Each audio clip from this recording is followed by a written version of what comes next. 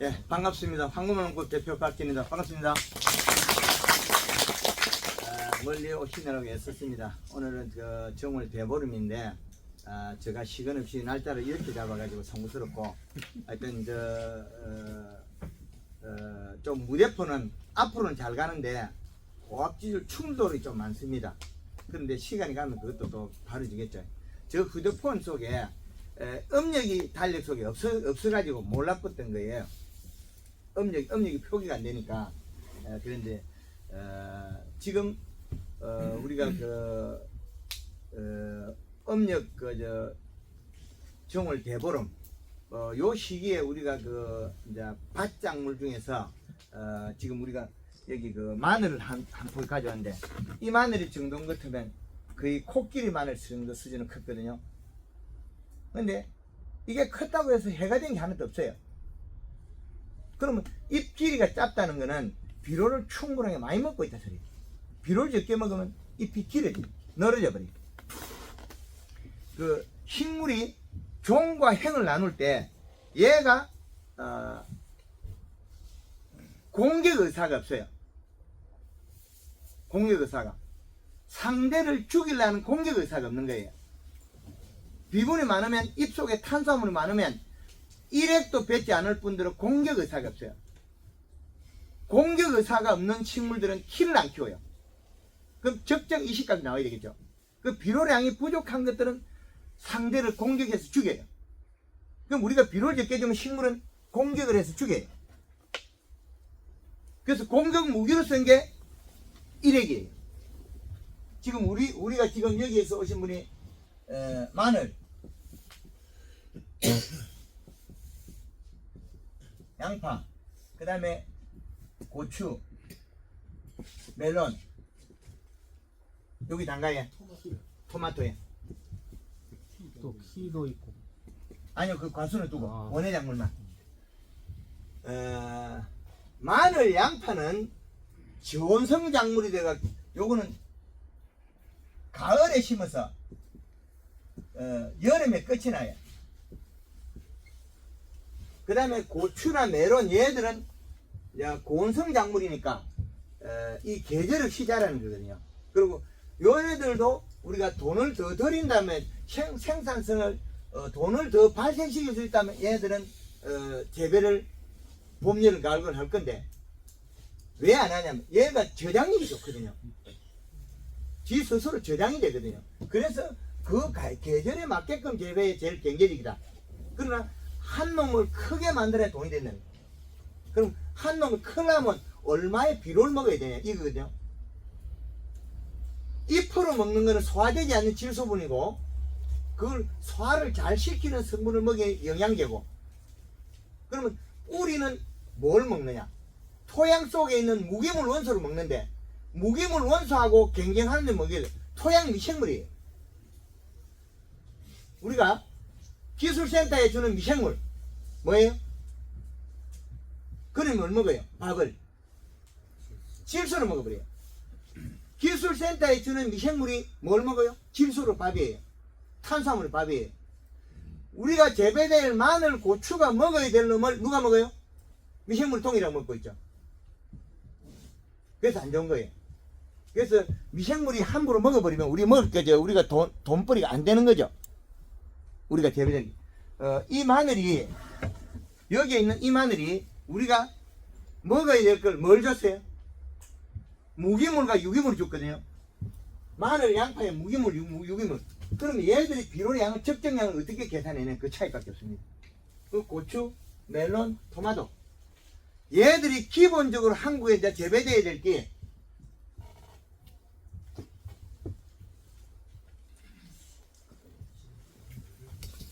사계절 이식값을 보면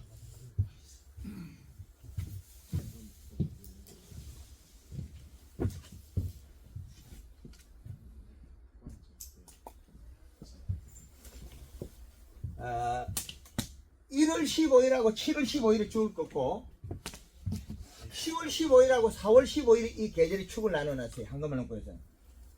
왜 나눴겠습니까? 계절에 비해서 흡수 땡길 수 있는 시간과 온도를 계산해 놓은 거예요. 그러면 이 마늘잎은 직사광선에서 강선에 의해서 정산장 하늘에 있는 직사광선은 표면 온도가 올라가요. 냄비에 가스레인지 끓이면 수분 증발하죠. 우리가 곡식 말릴 때 멍석을 깔고 밑에 걸 차단하고 말리죠. 그럼 온도를 올리는데 누가 온도를 올리냐? 햇볕이 직사광선이 여기 바로 온도 올려버려요. 근데 가던 거는 온도가 없어요. 가는 자체는 온도가 없어요. 자외선이라 하는 우리 하늘의 빛이 갈 때는 온도가 없어요. 후레쉬도 후레쉬 불을 폈을 때 갈 때는 온도가 없어요. 근데 맞는 순간에 후레쉬 불도 온도가 있어요. 가까이서 후레쉬 불을 여기 비춰보면 맞는 순간에 온도가 있다. 온도가 발생한다는 거예요. 그러면 얘들이 맞이해야 될 빛의 양을 앞으로는 줄이자는 것이 지금 나와 있어요. 그래서 빛의 양을 못 줄이면 비료를 더 줘가지고 잎을 살을 찍으면 되죠. 그럼 함수량을 늘려놓으면 된다는 거예요. 수분량을. 그럼 수분량을 늘리려고 하면 어떻게 해서 늘려야 되냐면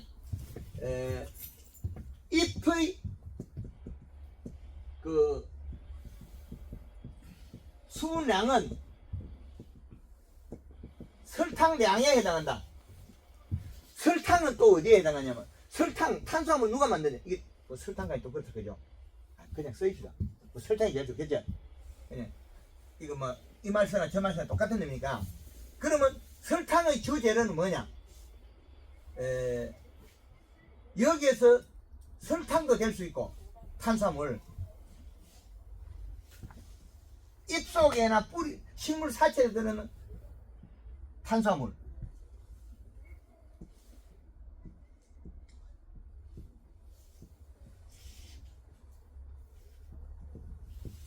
이렇게 되거든요. 요거를 소화시킨 놈이 누구냐? 요걸 소화시킨 놈이 뿌리란 거죠. 뿌리를 갖다가 도와준 놈이 누구냐?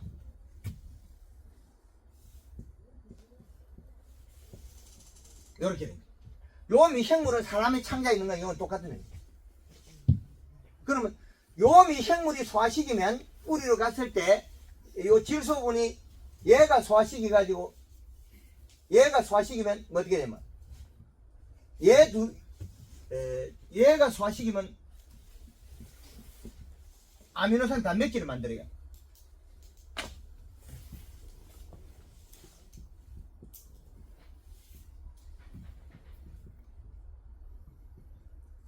이 아미노산 단백질은 지가 먹고 살아야 되는데 왜 못 먹고 사냐?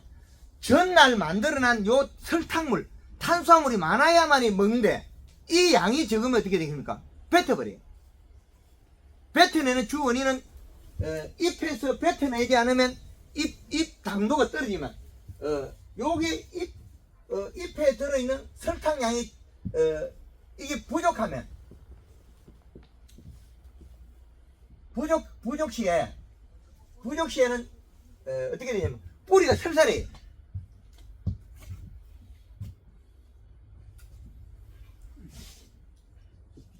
뿌리가 설사해요.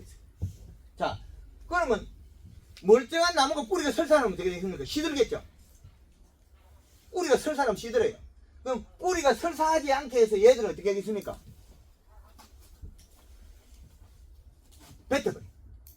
뿌리가 설사하지 않게 해서 영양소를 만든 걸 여기에서 뿌리에서 영양소를 만들어 가지고 잎으로 보내면 여기에서 만들어 가지고 잎으로 오면 그러면 설탕량만큼만 먹고 그 다음에는 토해버려요. 버린다는 거죠. 여기에서 버린 게 뭐겠습니까? 아미노산 단백질이죠. 그럼 이게 마늘로 타고 내려갔다. 가을에 우리가 마늘에서 여기 물방울이 타고 내려가서 여기 뿌리를 갔다. 뭐 되겠습니까? 뿌리가 곰팡이가 생기죠. 여기에서 뭐 일액이라는 거죠. 일액의 물 8350 트럭 피 쪽도 있었어. 그래서 일액이 물방울이 일액의 물방울이 마늘이나 고추에, 멜론에, 토마토에, 양파에 일액이 생겼다. 그러면 요 일액 물방울이 타고 가는 순간에 마늘, 양파는 고자리파리가 생겼다. 그런데 고자리파리는 후자예요. 곰팡이가 생겨서 썩었다. 썩었다. 썩고 난 뒤에 냄새가 난다. 냄새가 나니까 이 냄새는 누가 냄새를 맡아서? 고자리파리. 고자리파리가 냄새를 맡다가 내 먹고 살 냄새가 저 난다. 고자리파리 알을 깐 거예요. 고자리파리가 알을 깐 거죠. 그 다음에 꿀이 응애가 알을 깐 거죠. 요 놈들이 요즘 농약방이나 농협에 가져가면 현미경을 봐가지고 우리 농민들한테 속여서 농약을 팔아먹어요. 고자리파리약은 써도 그만 안 써도 그만 땡이에요. 이미 뿌리가 썩었는데. 그렇게 흙이 여기 덮여 있어가지고 흙이 요래 덮여 있으면 물이 내려가도 요 흙에 맞겠죠. 그럼 고자리파리 안 생겨요. 그리고 비료 더 일액이 안 맺으면 안 생긴다. 이제 정리됐죠. 고자리파리약 써라하는 놈은 나쁜 놈. 우리를 속이는 놈이다. 그거는 고자리파리 약을 써라 그러면 무식한 사람이다. 그거는 우리한테 해를 주는 놈이다. 꿀이 응애 생겼다고 응애약을 뿌리라 그러면 그 사람도 우리를 해를 주는 사람이다. 그것도 무식한 놈이다. 그 고추가 여름에 역병이 왔다 청곡병이다. 이름을 개뻑다게 지지나서 그래. 이름을 잘못 지어놔서 그래. 잎에서 일액을 맺어서 일액 물방울이 타고 내려가서 여기에 묻었다. 일액.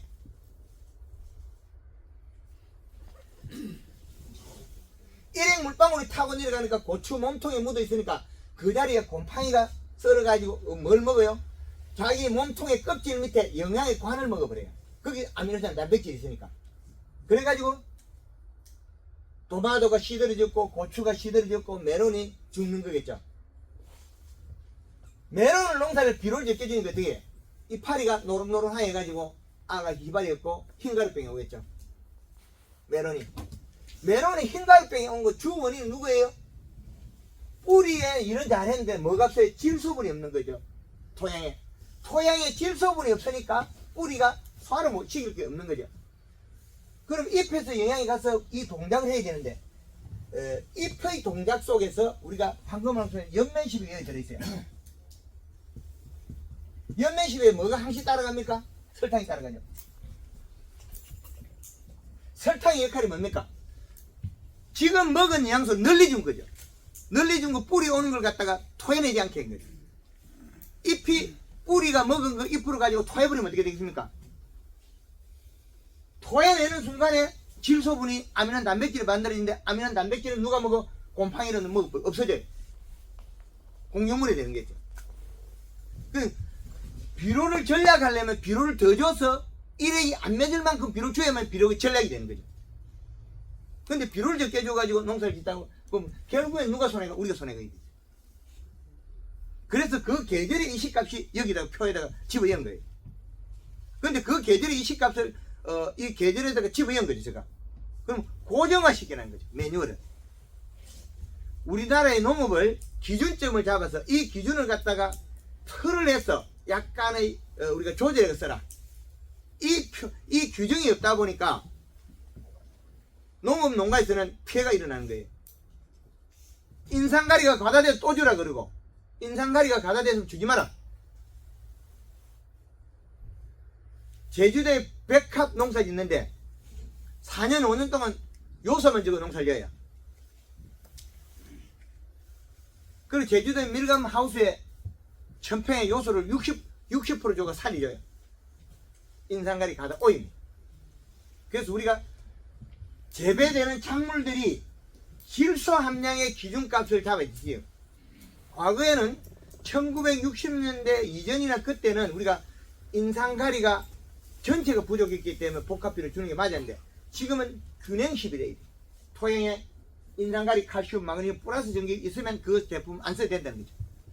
그런데 우리가 이 표에서 보면 비료가 작으면 우리는 식물은 웃자람이 일어나요. 근데 우리가 고추가 여름에 키가 크고 토마토가 마디가 늘어지면 비료가 많아서 그러대요. 그 절대 아니에요. 비료를 적게 주면 키를 키워서 이파리를 크게 키워서 물을 떨어뜨려서 옆에 놈을 죽여서 그 죽은 놈을 지가 다시 먹어요. 식물들은 싸움을 동물이나 곤충보다 먼저 했다. 먼저 잡아먹었다. 그 일환으로서 비료가 부족하면 웃자름이 일어난다. 그게 기준입니다. 그래서 1월달 12월 31일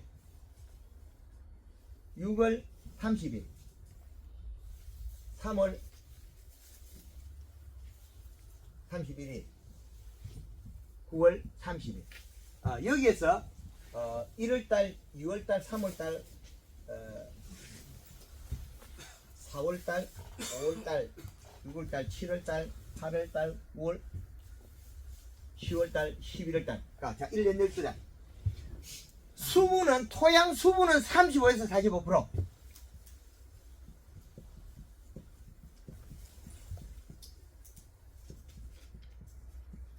자, 그러면 35% 주고 50% 올라가도 괜찮아요. 제일 좋은 게 요거라는 거예요. 그러면 60이나 70대 있는데 여름에 장마에 고추밭에 비가 왔는데 그 어떻게 이렇게 맞춰요? 그럼 비가 많이 왔으면 고추 이파리에 탄수화물만 많으면 되겠죠. 그럼 비가 오기 전에 고추밭에 뭘 써야 됩니까? 연면 시비로 설탕 농도를 올려버리면 돼요. 물 500에 설탕을 5kg 올려버리면 됩니다. 비가 많이 올 때는. 그 기본으로 3kg 쓰다가 5kg 늘리는 목적은 비가 많이 오기 때문에 잎이 뭐가 되겠습니까? 살이 빠져서 뿌리를 가버리겠죠. 비에 의해서 같이 이동해요. 잎을 두께로 두껍게 하면 어떻게 되겠습니까? 영양 이동이 내려가 버려요. 많이 내려가요. 그래서 내려가고 그 다음 잎 두께가 얇아지겠죠. 잎 두께가 얇아지면 또 어떻게 되면 그 다음은 시들고 있어요. 시드는 주 원인이 잎 속에 탄수화물이 적어서 영양이 부족해서 시드는 강하게 먹여서 새카맣게 단단하게 돌덩이처럼 해놓으면 여름에 고추밭에 비가 많이 와서 산사태가 나도 물이 줄줄 내려가도 안 죽는다. 물이 줄줄 내려가도. 그리고 고추가 요거만큼 물이 들어가 모가지만 쏙 내고 있는 것도 안 죽는다. 그게 한금말농법의 이론이고 방법입니다. 그래서 1월 15일이 일조량이 적습니다. 근데 하우스에는 그 햇빛이 내리쬐면 일조 시간이 적을 뿐이지 순간적으로 올라가는 온도는 똑같아요. 올라가는 최고의 상사적 온도가 같아요. 잎의 온도는. 그러면 겨울에도 햇볕 양을 20에서 30% 줄여야 돼요. 직사광선이 맞으면 식물이 숨을 할딱할딱 써요. 그래서 딸기라는 놈이 제일 문제를 일으켜요. 그래서 딸기에 뽁뽁이 필름을 씌우거나 직접 필름을 씌우거나 약간 비닐을 어둡게 만들거나 페인트칠을 하거나 창항망을 씌워서 딸기를 재배하면 딸기가 그 기공 탈수가 생겨요. 갑자기 숨을 할딱할딱 써가지고 장애가 일어난다. 그래서 딸기가 장애 일어난 걸 치료하자고 올해 그 딸기를 가르쳐 한 7년 넘게만 이제 푸른 거죠. 그래서 딸기 재배하는 농가들은 뽁뽁이 필리면 이런 자재를 쓰고 직사광선을 안 맞아야 된다. 그리고 이식값을 계절의 이식값을 올려주면 되더라. 계절의 이식값을 올려주니까 풀리더라는 거죠.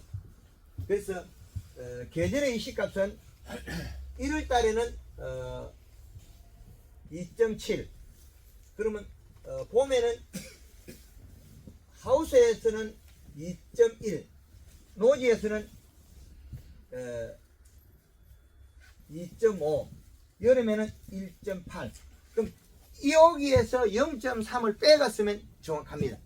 혹시라도 더 올라갈 걸 대비해서. 근데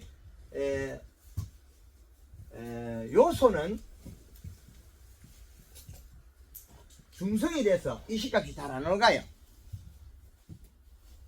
요소는. 그래서 요소는 중성이기 때문에 토양에 결합했을 때 질 상태로 바뀌었을 때 이식값이 올라갑니다.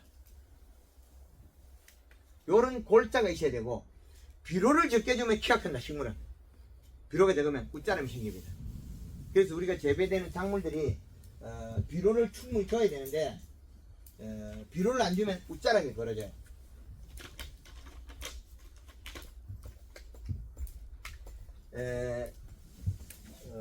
연매십의 중요성이 잎을 두텁게 만들어서 뿌리를 2배, 3배, 최고 한꺼번에 5배까지 늘어나요. 다른 마늘하고 딱 해가지고 이렇게 씻어보면 뿌리가 3배에서 5배 많아요. 그런데 비료를 안 주면 되겠습니까? 다 찾아먹고 없겠죠. 그래서 비료를 충분히 줘야 된다. 그래서 우리가 지금 이런 기준을 놔놨고 우리가 비료를 보면 우리가 올 코팅이 있어요. 올 코팅 비료가 30 다시 나가는 게 있고 30 다시 6 다시 6이 있고 32 다시 7이 있습니다. 올 코팅입니다. 이거는 100평에 감자 심을 때 우리 감자 심을 때 100평에 2개 이상 3개까지도 괜찮습니다. 그리고 요소 2개 이어주고 그럼 요게 이 시값이 얼마 안 나온다는 거예요. 올 코팅이기 때문에. 그런데 우리가 단 한 번에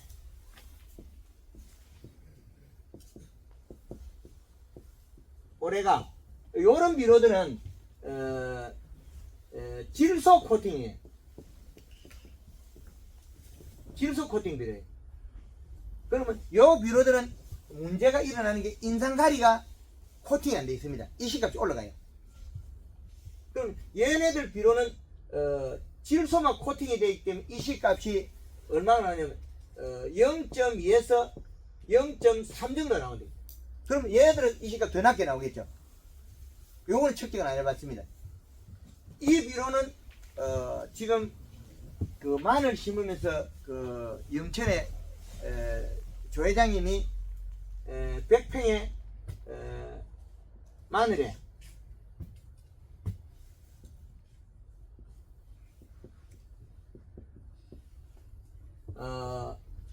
32에 7, 100평에 5포, 요소 2포, 그 다음에 유황칼슘을 넣는데 유황칼슘 안 넣어도 되는데 이렇게 들어간 거예요. 그럼 지금 100평당 들어간 양이 이 정도 들어간 거예요.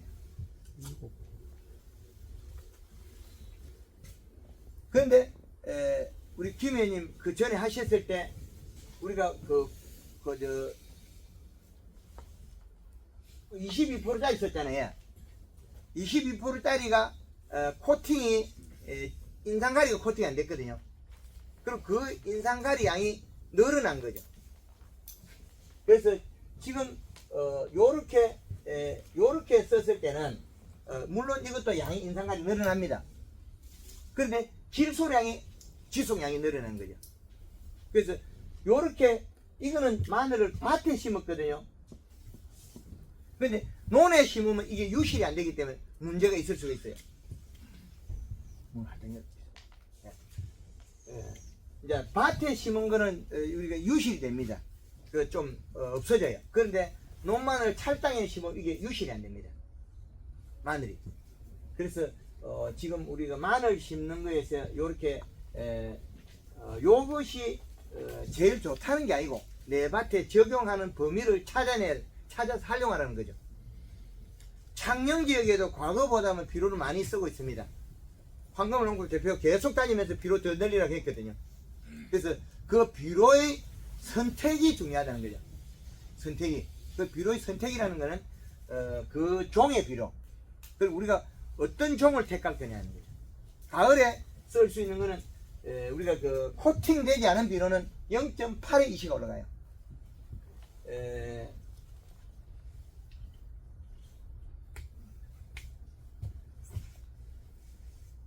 우리가 속효성이랑 한 번에 녹는 비료. 이거는 1포 100평 복합비료 100평이 여기에 0.8의 이시가 올라가는 것더라. 이거는 누구든지 이게 증명해가 데이터가 없습니다.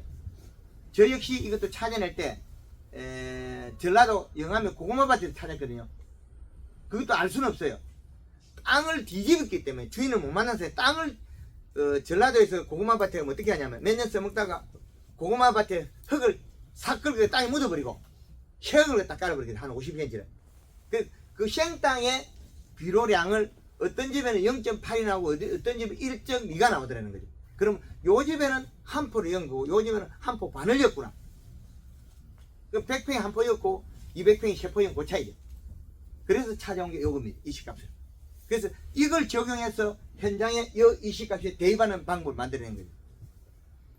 이런 기초 이론이 없으니까 우리나라 농업이 어렵고 복잡하게 된 거죠. 그래서 우리가 마늘 심을 때 요렇게 규정했는데 양파는 늦게 심어가지고 양파는 장애가 잘 없어요. 봄 비료 잘하면 되기 때문에 양파는 요거보다도 비료 양을 줄여서 써도 됩니다. 마늘 비료 여기에 대해서 질문 있는 분. 마늘 밑비료. 올 코팅하고 요소. 그 온도가 낮은 시점에는 그 비료가 큰 해를 많이 안 줍니다. 그래서 마늘 첫 추비 줄 때는 우리가 부지포가 써 있으면 흙골에 주라 그래. 100평 한 포씩 요소를. 그 벗겨 가지고 처음에 부지포를 벗겼을 때, 처음에 벗겼을 때는 땅이 부드러워요. 비가 안 왔을 때.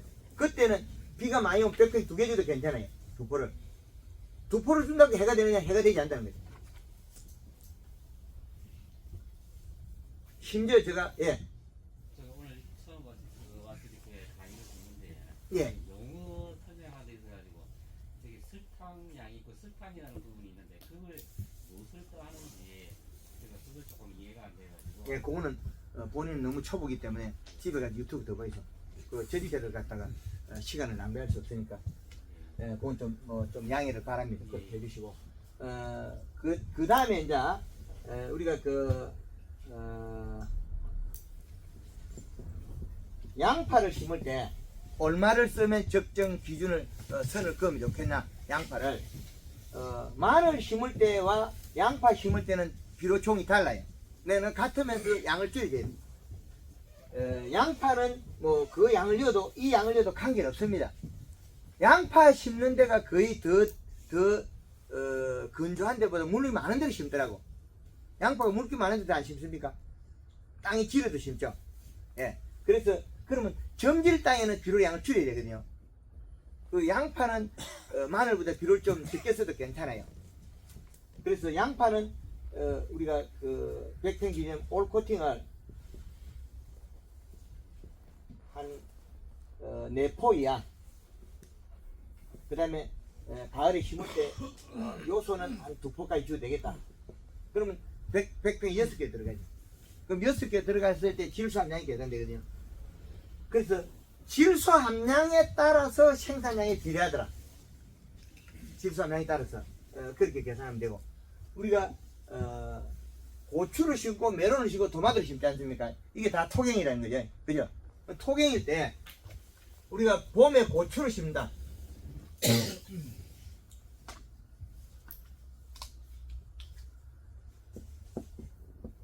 고추를 심을 때 봄에 비료를 얼마나 써야 될 거냐?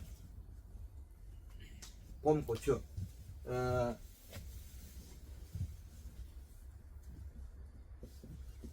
올 코팅 한 포에 요소 한 포, 요 정도 하면 되겠다. 올 코팅 한 포, 요소 한 포. 그러면 봄에 감자를 심는다. 감자를 심으면 올 코팅에 2포에 요소 2포 정도. 그런데 올 코팅을 감자에는 3포까지 올려도 괜찮을 겁니다. 감자는 초기 흡비력이 좋아요. 초기 흡비력이 상당히 좋습니다. 그 다음에 우리가 메론이나 토마토도 하우스에 하느냐 노지 하느냐 이거죠. 하우스입니까 노지입니까? 하우스에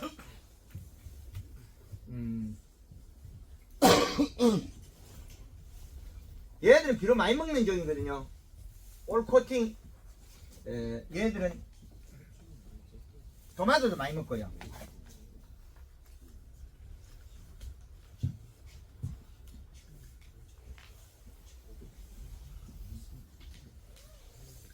얘가 두 개의 단점은 비료는 얘는 많이 먹는데 단점은 초기에 적게 먹는 단점이 있어요. 근데 토마토는 이식값을 더 높여도 괜찮아요. 토마토는 계절의 이식값을 1.0을 더 올려도 괜찮아요. 계절의 이식값을. 토마토는 우리가 토경을 심다면 얘들은 올 코팅을 100평에 3개 도 이상 있어요. 3개 있고 요소 2개까지 해도 괜찮아요. 계절의 이식값을 얘는 더 올려줘야 돼요. 그래야만이 얘는 아주 좋아해요. 근데 김에 토마토 짭짜리를 만들려면 이식값이 2.7에서 3.7을 올려야 돼요. 근데 여기 낮아지면 어떻게 돼요? 왕토마토가 되고요. 계절의 이식값보다 1.0을 더 올려야 되는 게 그 짭짜리 토마토예요. 토마토는 우리가 올 코팅 비료를 2포에서 3포가 있어도 괜찮은 거예요. 그 다음에 요소도 100평에 가스가 문제되거든요. 요것도 1포에서 한 2포가 있어도 괜찮아요. 그 다음에 멜론 해마다 흰가루 합니까 안 합니까? 흰가루 멜론 10원분 흰가루병 합니까 안 합니까? 해요? 흰가루 왜 해죠? 흰가루 왜 해요? 흰가루 와요. 아, 흰가루 온다고 해요? 흰가루를 잡으려고 하면 입속에 탄수화물이 많아야 돼요. 그럼 탄수화물 주재는 요소거든요. 요소를 먹고 소화시키면 잎이 두꺼워져요. 요렇게 두꺼워져요. 그럼 잎이 두꺼우면 흰가루병, 제피곰팡이, 녹균병은 안 와요. 제피곰팡이는 이슬을 맺어서 생긴 병이고 이 세 가지 병을 없애려고 하면 요소를 줘야 됩니다. 그러면 멜론도 역시 마찬가지로 요거 한 최대 2포가 있을 수 있을 거예요. 코팅 비료를 한 2포까지 요소 얘도 한 2포가 있을 수 있을 거예요. 한 포에서 2포가 있어도 돼요. 그러면 전년도에 전라도 쪽에 감자를 심고 딸기를 심을 때 100평당 요소 2포지가 심었거든요. 100평당 요소 2포지가 심은 본 적 없죠? 농사 지을 때 안 해보시죠? 그게 인상가리가 가다돼 가지고 메론을 키우다 보면 이파리가 노릇노릇 반점 생기죠. 강이 생기는 거. 그게 다 인상가리 가다예요. 근데 그 땅에는 지금 농사 지을 때 그런 잎 테두리가 노랗게 타는 거 있잖아요. 노란 반점 생긴 흰가루병 오고 그런 땅에는 앞으로 계속 요소만 써야 돼요. 요소를 몇 년 쓰면 이제 그게 풀어져요. 한 최소한 3, 4년, 약 5년까지 가야 돼요. 그럼 퇴비도 못 쓰게 하거든요. 퇴비도 쓰는 순간에 퇴비 속에 들어있는 인상가리가 가서 오염되더라는 거죠. 그런 부분이 아마 많이 작용합니다. 그래서 우리가 잎을 살을 찌우는 거는 잎에서 잎을 살을 찌우는 게 제일 근본으로 두고 그 영양을 이동해서 가져오는 걸 토양에다 두거든요. 그래서 잎을 살을 찌우고 나면 강제성이 생겨요. 억지로 일을 해서 한다는 거예요. 잎을 살을 찌우면 힘이 배가 돼요. 그럼 뿌리가 멀리 찾아가야 많이 가져오겠죠. 그게 방법이거든요.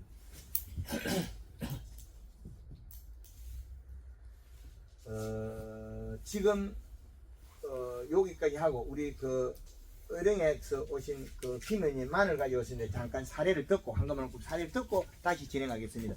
예, 김의원님.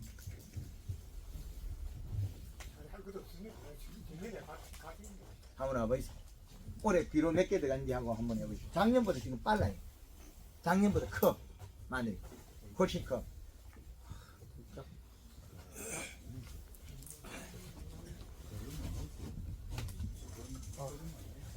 여러분 반갑습니다. 의령에서 마늘 농사를 짓고 있는 김일상입니다. 근데 지난해는 연년이 마늘 농사를 짓기 때문에 칩을 나락 가장을 하고 나서 썰이 엮고 난 뒤 비료만 가지고 이 거름은 안 냈습니다. 이제 토양 검증을 한 게 지도소서 검사를 하니까 인산가리가 월등히 높더라고요. 그래서 이제 지난해는 그룹에도 이제 인산가리가 많이 함유가 되기 때문에 그름을 퇴비를 안 쓰고 집만 썰이 엮고 밑에 밑비료를 갖다가 SM팜 두 포하고 100팽이에요. 요소 한 포를 요소로 낸 거는 이제 지퍼를 썩히기 위한 그 이제 요소를 한번 보였고 이래가 이제 밑거름을 이제 3포를 냈습니다. 내고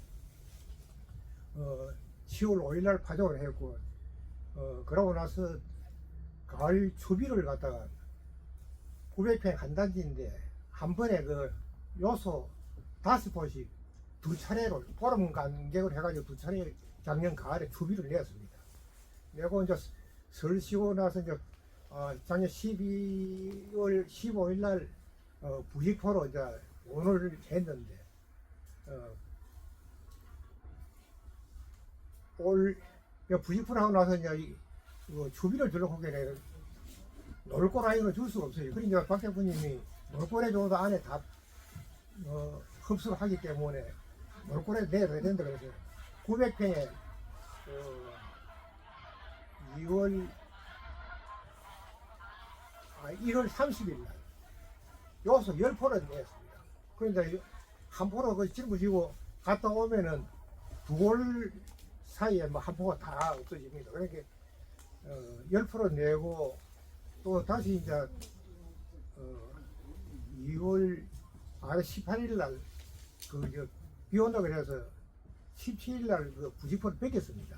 근데 부직포를 더 두고 있으려고 그러다가 비가 좀 많이 오고 이래서 이제 뺏기 가지고 위에 그 이제 열매 살포로 엔진 분무기를 가지고 10포를 또 살포를 했습니다. 현재까지 비료가 100평에 6포가 이제 흡수를 한 겁니다. 그래서 뭐 이제 이 굽고 한 거는 이제 부직포를 씌워놔게 이 커다가 대입하니까 이제 이 구부지서 그렇지 한 며칠만 햇빛을 보고 하면 이 바닥에 이제 바로 선면서 정상적으로 클 피라고 보고 있습니다. 네, 뭐 이상입니다. 네?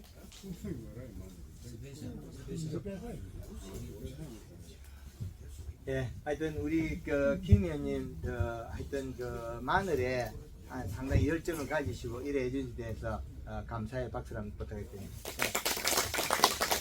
그리고 이렇게 우리가 산업이 바뀌어야 되는데 이런 저가 개발해서 발표하는 거는 축을 만들어서 디딤돌을 만들어서 우리 농업농가들이 잘 딛고 가도록 만듭니다. 근데 이렇게 아무리 디딤돌을 잘 만들어도 자연재해라든지 햇볕이라든지 여러 가지가 장애가 옵니다. 근데 그걸 제가 찾아내서 알려줄 뿐이지 이걸 갖다가 100에 100이라고도 말씀을 못 드립니다. 왜 그러냐면 장애가 지금 찾아낸 거에 지금 현재 100으로 보이지 시간이 되면 또 그 다음 더 좋은 게 나오니까 시간이 그러면 SM팜이 좋다고 했는데 하고 보니까 질소량이 부족하더라. 그래서 더 많이 쓸 수 있는 비료가 올 코팅 비료가 나와 있었는데 저는 몰랐다는 거죠. 그래서 올 코팅 비료 썼을 때 더 효과가 좋은 형태가 나와요. 그래서 우리가 가을 배추를 심고 가을 무를 심고 여름에 곡식 심을 때는 비료를 많이 흡수하는 작물들은 뭐 거의 대다수는 올 코팅 비료를 한 개 넣는 게 좋다는 거죠. 그리고 요소를 한 포를 넣으면 작물이 술술 잘 자랍니다.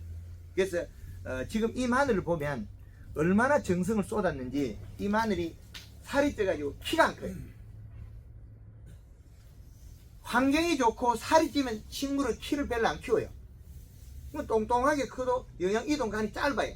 그럼 옆에 있는 식물을 죽일 필요가 없거든요. 내가 먹은 것이 잘 먹고 있는데 굳이 여기서 일액을 떨어뜨리가 옆에 있는 죽일 필요가 없어요. 잎 속에 탄수화물이 많기 때문에 일액을 안 뱉어요. 그리고 요 잎을 자세히 보면 우들우들해요. 왜 우들우들하게 됐냐? 영양제로 연면시배가 요 안에 들어간 거죠. 그리고 들어가면 어린 조직에 바로 들어간 거예요. 그 세포가 약간 상처를 입어서 그래요. 근데 요거 상처 입었다가 해가 되는 거 아니니까. 근데 더 많으면 타고 들어가서 어떻게 되겠습니까? 아직까지는 몸이 단단해서 비록 아무리 뿌려도 죽었으면 죽었지 뻥이 안 나와요. 몸통이 멀컹멀컹해지면 마늘이 뻥이 나오는데 양파는 비료했다고 해서 뻥이 나오는 게 없습니다. 안에 속 힘이 안 쓴다는 거죠. 딱딱 잘록잘록 잡고 있거든요. 그래서 이 마디가 보면 여기에도 여기 사이 약간 달라붙을 때 약간 떴죠. 여기 비 올 때 약간 큰 거예요. 요 사이가. 그런데 또다시 안 커요. 착착착 붙어 있거든요. 왜? 키울 필요가 없으니까. 키운다는 게 영양 이동 거리만 멀어지는 거예요. 식물이 영양 이동. 그래서 이 거리를 좁히는 거예요. 잎 두께로서. 그래서 얘는 비료가 충분하게 먹고 있는데 오늘 2월 24일에 이 정도 사이즈면 작년도보다 큽니다. 그래서 우리털 뺏겼어. 너무 클까 싶었어. 그렇진 않습니다. 이제 괜찮을 거예요. 앞으로는 부직포를 더 늦게 뺏겨라. 부직포를 왜 부직포를 더 늦게 뺏기라 그러냐면 부직포를 일찍 뺏긴다는 그거는 하우스에 지금 우리가 고추를 심어놨고 하우스에 작물을 심어놨고 그걸 뺏기지 않거든요. 그럼 더디진다는 거죠. 저온이 떨어지기 때문에 대사작용 이동 시간이 더 늘어난 거예요. 그래서 영천에 조 회장님 마늘밭 요래 이런 거 부직포를 최대한 늦게 뺏기라 그래요. 최대한 늦게 뺏기라는 그런 거는 생육을 빨리 땡겨서 출하 시기를 땡기라는 거죠. 그리고 생육 기간을 땡겼어. 그래서 그 벗겨 가지고 영양제 자주 치면 저는 덕이 되겠죠. 그 영양제 팔아먹어야 되니까. 그런데 전체적으로 농업의 수익이 늘어나고 국가가 식량 자원이 안보가 돼야 되는 거지. 저 영양제 장사 우리 장사치가 우리 그 장돌맹이가 돈 버는 시대는 아니거든요. 대국민이 돈을 벌어야 되는 거예요. 그래야만이 국가 전체가 행복해져요. 전체가. 근데 우리가 국민이 돈을 못 벌면 국가가 행복시켜서 떨어져요. 국민 전체가. 그래서 식량 자원을, 그러니까 마늘도 우리는 식량이거든요. 수입을 하고 있으니까. 그럼 우리 땅이 많은데 마늘의 비료를 갖다가 줬을 때 생산량이 100평의 비료를 질소함량 30%를 한 포를 주는 순간에 마늘은 질소함량 10%에 팽당 500g 정도 마늘이 늘어나더라는 거죠. 500g. 그러면 30다시 비료를 한 포를 주는 순간에 마늘은 팽당 질소함량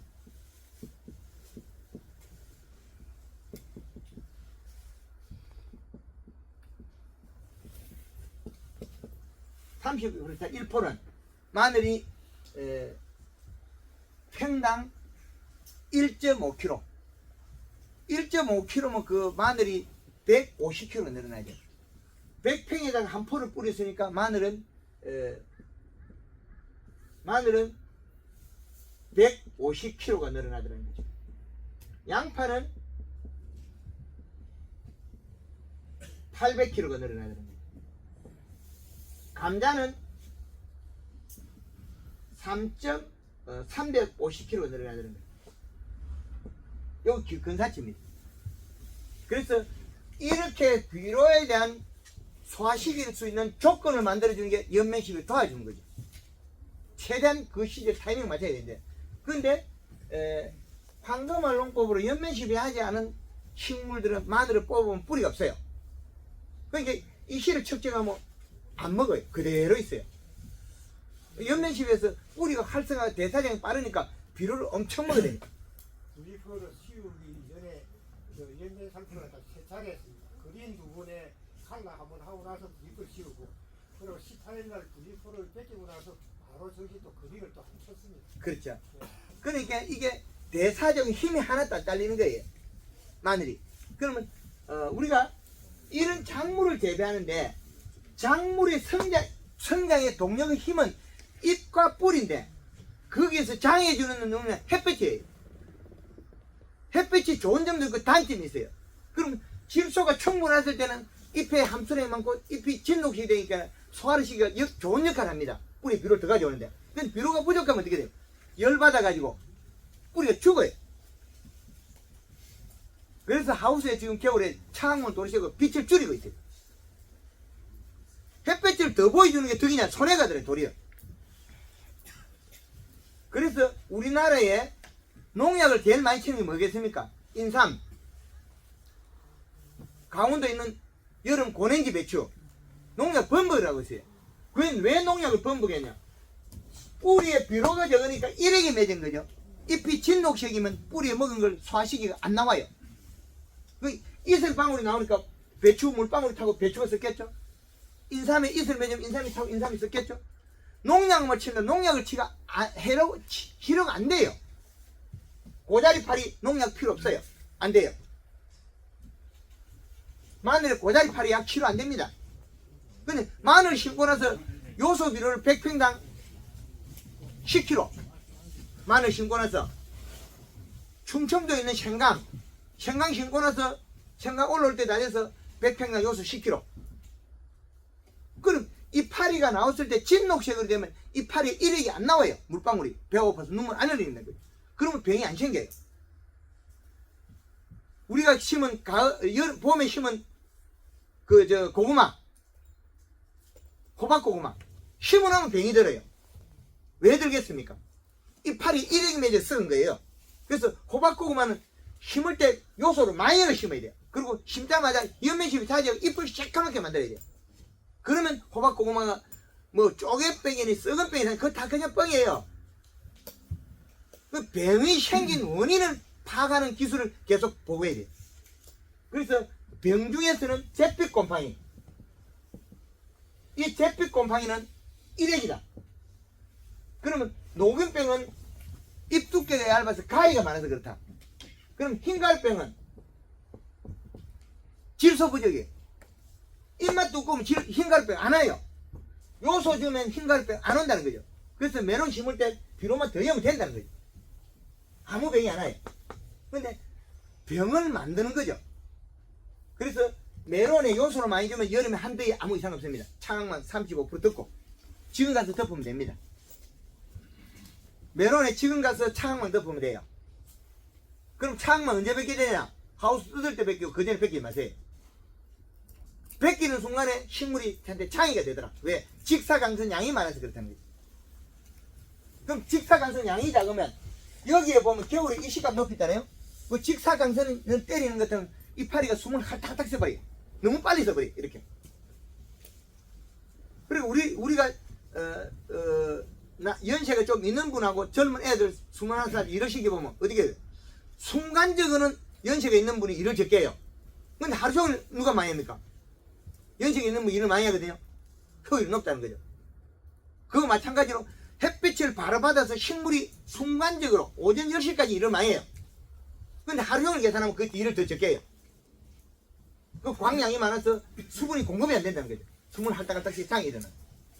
그래서 메론 재배하고 하우스 토마토, 하우스 고추, 겨울이고 여름이고 창만 시야가 35% 가려야 돼. 그래야만 생산이 늘어납니다. 그 일들이 현장에서 다 파괴가 제가 올려드리는 거거든요. 그래서 지금 우리가 메론을 재배할 때 이런 영상들이 많이 있습니다. 연면식 얼마 하고 어떻게 하라는 거 프로그램들이. 그 연면식을 해야만이 메론이 뿌리가 빨리 뻗어가지고 힘을 쓸 건데 뿌리는 안 뻗쳐버리면 안 되겠죠. 뿌리를 빨리 뻗쳐주고. 그럼 메론을 2포기를 심어가지고 갈 거냐, 한 포기를 심어가지고 세 줄을 뽑아가지고 3개 면적에 키울 거냐, 아무 관계 없습니다. 엽수가 같기 때문에, 이파리 개수가 같기 때문에 비료량에 해당한다.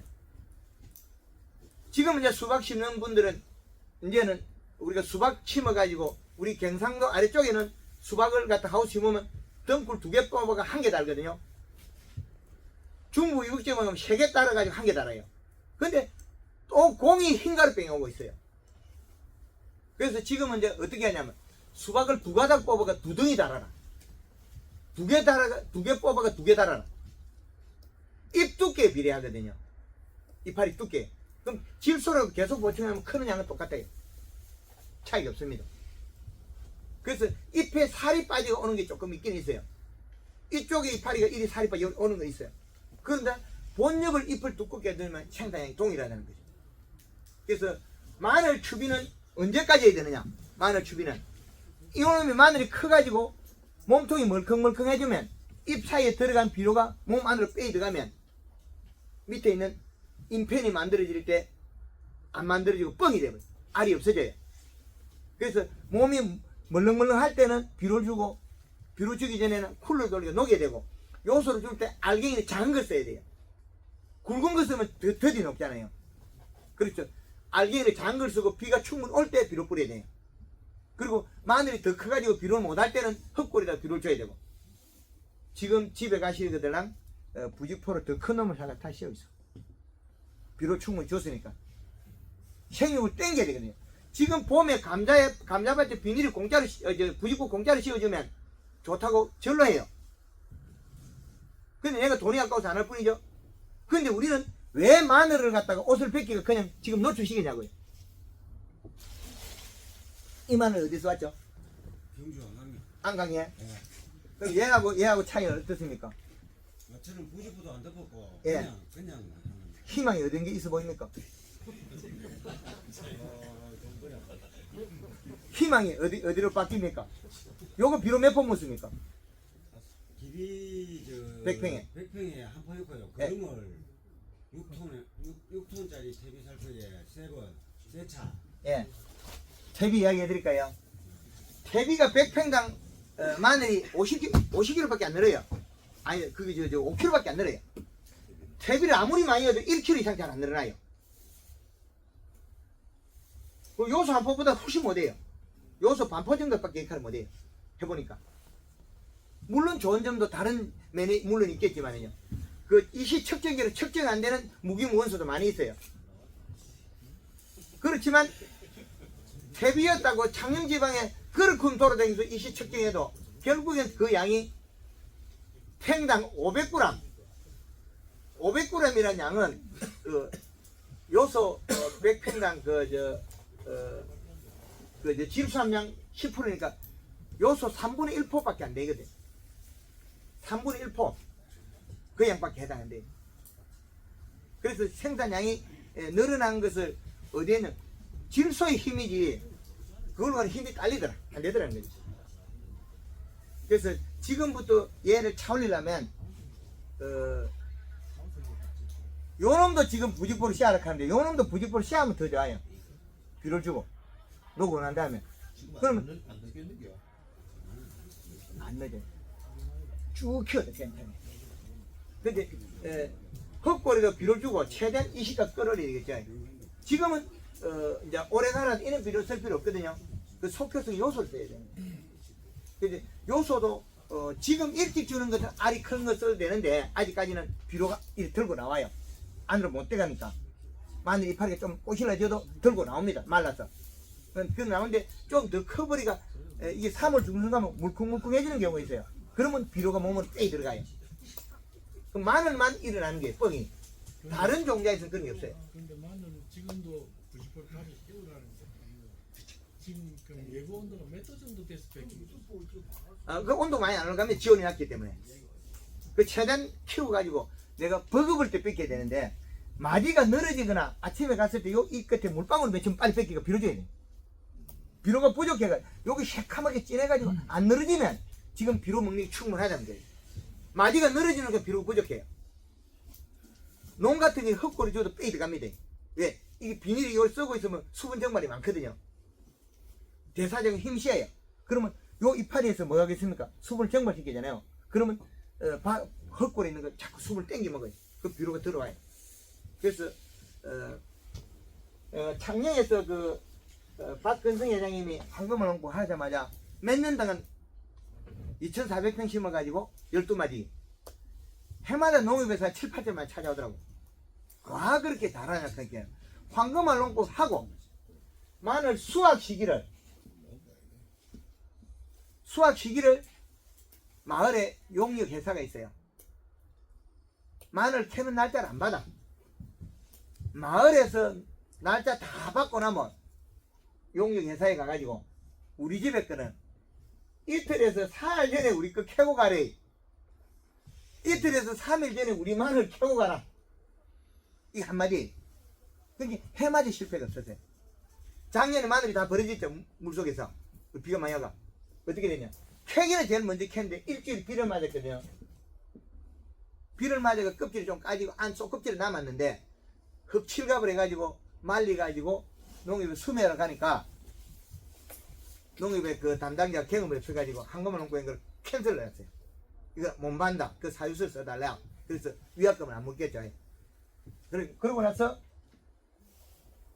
이제 그 마늘 그 아는 까고 하는 집에 그 아는 형님을 불러가지고 그다음에 우리 마늘 사러 가니까 돈이 없어서 안 살라 그래. 그래서 창고 이어가지고 마늘 까는 집에서 황금을 넣고 마늘이 좋으니까 안 까죠. 12월 달까지도 안 깠어요. 그 마늘 가격이 올라간다는 걸 알기 때문에 안 까가지고 평생에 한 번 가격을 맞춰 몰까는 이런 타이밍을 또 맞춘 거예요. 1,000원이라. 황금을 농법하고 나서 1,000원이라. 부직포 돼서 엄마상하겠어. 그리고 이렇게 잘해도 우리가 연면시비해가 옆집에 마늘이 한 고를 줘요. 우리 걸 치다 보면 옆에 날아가요. 옆에 치면. 그러면 그 옆집에서 마늘이 양이 많이 나와도 아직까지 안 따라해. 그리고 마늘을 캐가지고 뿌리를 캐가지고 우리 걸 캐고 자네 걸 캐가지고 물에 씻어봐라. 씻으면 우리 게 뿌리가 훨씬 많거든요. 그래도 따라 안 해요. 그 고정관념을 한번 바꾼다는 게 엄청 어려워요. 그러나 창녕 지역에 전체적으로 비료는 좀 늘었어요. 그래서 이제 다수화기로 가고 있다. 부직포를 농약보에 한 3일 전에 갔었는데 부직포를 씌우고 다니 마늘이 다 누가 내놔줬다는데 그거는 거짓말인가요? 물렁병이 오는 경우가 있는데 물렁병이라는 거는 이 안에 일액이 들어가서 생기는 병이에요. 비료를 적게 주면 일액이 맺는 게 여기 물방울 맺히고 들어가고 그 양이 많으면 물렁병이 돼요. 근데 비료량이 적정하면 김현님 이거 일액 안 맺죠? 예. 그럼 일액이 안 맺으니까 여기 물방울이 안 생기잖아요. 그 일액 속에 들어있는 아미노 단백질이 만드는 거죠. 그래 앞으로 마늘에 우리 고자리빨의 약 치지마자 박수 한번 치십시오. 평생 냄새만 도움이 안 된다. 그 고자리파리 약을 치나 안 치나 이미 고자리파리는 오거나 말거나 똑같아요. 그 마늘이 한 폭이 죽었다고 생산이 감소되는 절대 아닙니다. 고자리파리 약이나 이런 병들은 한 폭이 오고 그 다음에 고자리파리 약은 흙이 달려있으면 안 오거든요. 그런데 흑색균형병은 같이 오는 경우가 많아요. 마늘이 좀 컸을 때 땅이 엉그러미가 벌어져 버리거든요. 그럼 일액이 때려가가지고 흑색균형병이 생겨요. 흑색균형병.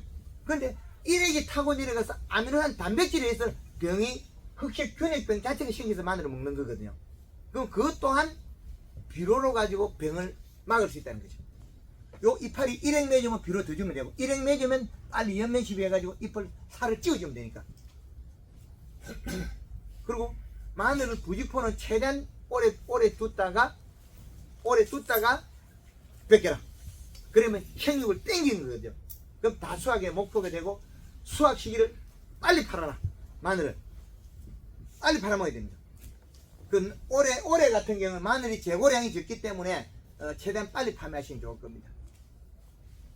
부직포는 최대한 오래 씌워놓는 게 좋다. 그래야 마늘 성장이 늘어난다. 그리고 마늘을 심으면 우리가 한 평에 우리가 마늘을 심을 때 돈이 어떻게 되냐면 한 4kg 정도가 지종자하고 나가요. 올해 마늘 지으면 4kg가 없어져요. 그러면 마늘이 평균 우리가 비료를 갖다가 한 4포 정도 쓰면 6, 7kg 밖에 안 나와요. 6, 7kg.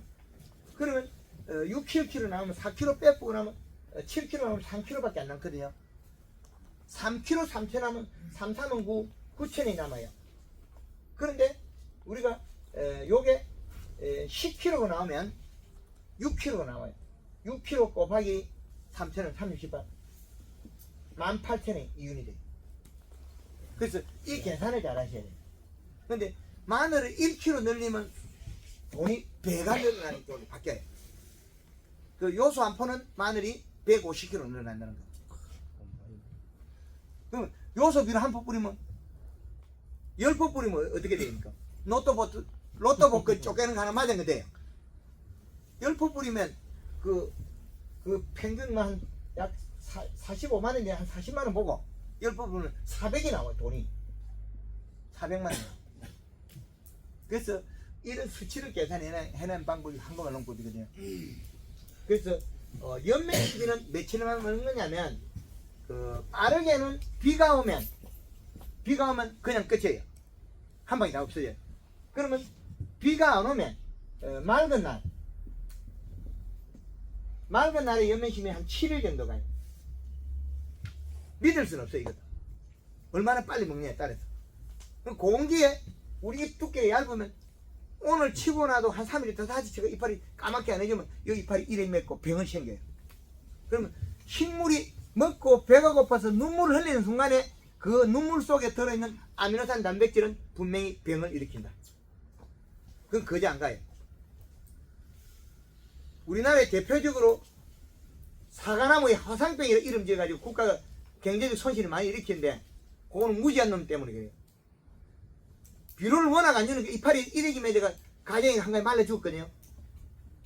그럼 일액 속에서 내려온 그 성분 아미노산 단백질 때문에 일어난 일인데 그걸 미국 놈이 하더라고 그걸 따라 한 거예요.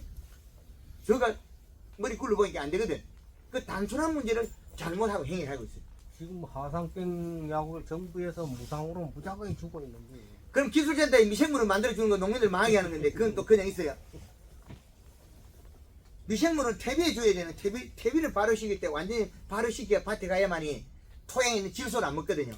그런데 퇴비를 발효시켜야 될 놈을 갖다가 밭에 주면 어떻게 됩니까? 밭에 있는 유기물하고 무기물 질소분하고 뭐 채합하면 어떻게 됩니까? 식물은 나빠져 버려요. 그 행위에 대한 부분을 잘 나눠야 되겠죠. 그래서 농업의 정보가 잘못되면 우리는 국가에서는 천문학적인 돈이 날아가고 있어요. 하늘로 날아갔는데 그게 끝이 아니에요. 수질 오염되기도 하고. 그럼 잿빛 곰팡이 더 늘어나겠죠. 확산되겠죠. 곰팡이 균들이. 그래서 비료를 잘 쓰라는 양이 잎에서 먹고 살이 쪄서 일액을 안 맺어야 돼요. 그럼 가을에 우리가 비가 적게 오니까 키위나무가 죽어버렸어요. 키위나무가 가정이 한 개 쪽 세워놨다는 거죠. 요놈 세워놓은 게 여기 이파리에서 일액이 맺혀 쪼르륵 타고 나가 지가 죽어버려요. 그럼 복숭아 따먹고 나서 8월달에 비가 오고 9월달에 비가 와가지고 한 보름 비가 안 와버렸어요. 열흘 보름. 그럼 이파리 일액이 뜨니까 나무 쫙 묻었어요. 그럼 어떻게 됩니까? 균이 달라붙어서 복숭아 딱 먹어버려요. 그럼 복숭아 시들시들 죽어버리거든요. 그러면 이름을 갖다가 가지 마래병이 뭐니 이름을 여다 쪄요. 봄에는 전체가 안 죽어요. 가지를 눕히는 사과나무나 복나무나 배나무나 이것들이 도장지 세워는 요것만 죽어버리거든요. 그럼 그거 잘라내면 끝이에요. 화상병은 치료를 할 필요가 없는 병이에요. 내년에 안 오려면 봄에 설탕을 쳐주든지 황금을 골드 칼을 써주든지 요소 비료주가 비료 먹게 이파리가 시작하면 병 자체가 안 생겨요. 그런 단순한 문제를 해석을 잘못하면 죽어요. 해석을 잘못하면 암이 걸려가지고 병원 가면 살아오는 확률이 낮아요. 근데 지리산 꼴짝에서 흙 파먹고 산에 살고 하면 벌떡 나타나요. 그게 미생물의 힘이거든요. 그래서 우리가 원인을 찾는 게 제일 중요하다. 원인. 출발이 낙동강 발원지가 700리 밖에서 어디냐는 거죠. 낙동강 발원지가. 그럼 원인을 찾으면 해석하기 쉬운데 원인은 안 찾고 결과를 치료하는 것은 천문학적인 돈이 들어요. 천문학적인 돈이. 그것도 한 해 끝이 안 나잖아요. 이어지고. 약자에는 약 팔아먹으려고 그러죠. 근데 약으로서 치료 안 되는 것들이 무수합니다. 그거는 영양으로 치료해야 돼요. 약으로 치료 안 되는 영양으로 치료해야 됩니다. 마늘, 양파 요 세 가지 이제 질문 받겠습니다. 예, 마늘 저쪽 예. 대표님 반갑습니다. 예. 그 영양제 칠적에 거리는 하고 칠적에 예. 미생물 유쳐마라 말입니까? 봄에 지금 정부는 미생물이 뭘 캐야 돼? 좁혀야 돼. 뭘 해야 돼? 좁혀야 돼. 아니 요소를 주가지고 준다고 디디게 고생하고 요놈을 먹이 시작하면 누가 손해요? 내가 손해죠. 요소를 먹는 놈이 근권 미생물이 먹으면 돈이 되고 근권 미생물이 아닌 다른 놈이 먹으면 하늘로 가버리고 없어요. 근데 예제죠. 예. 또 밭에 좀 쳤구나.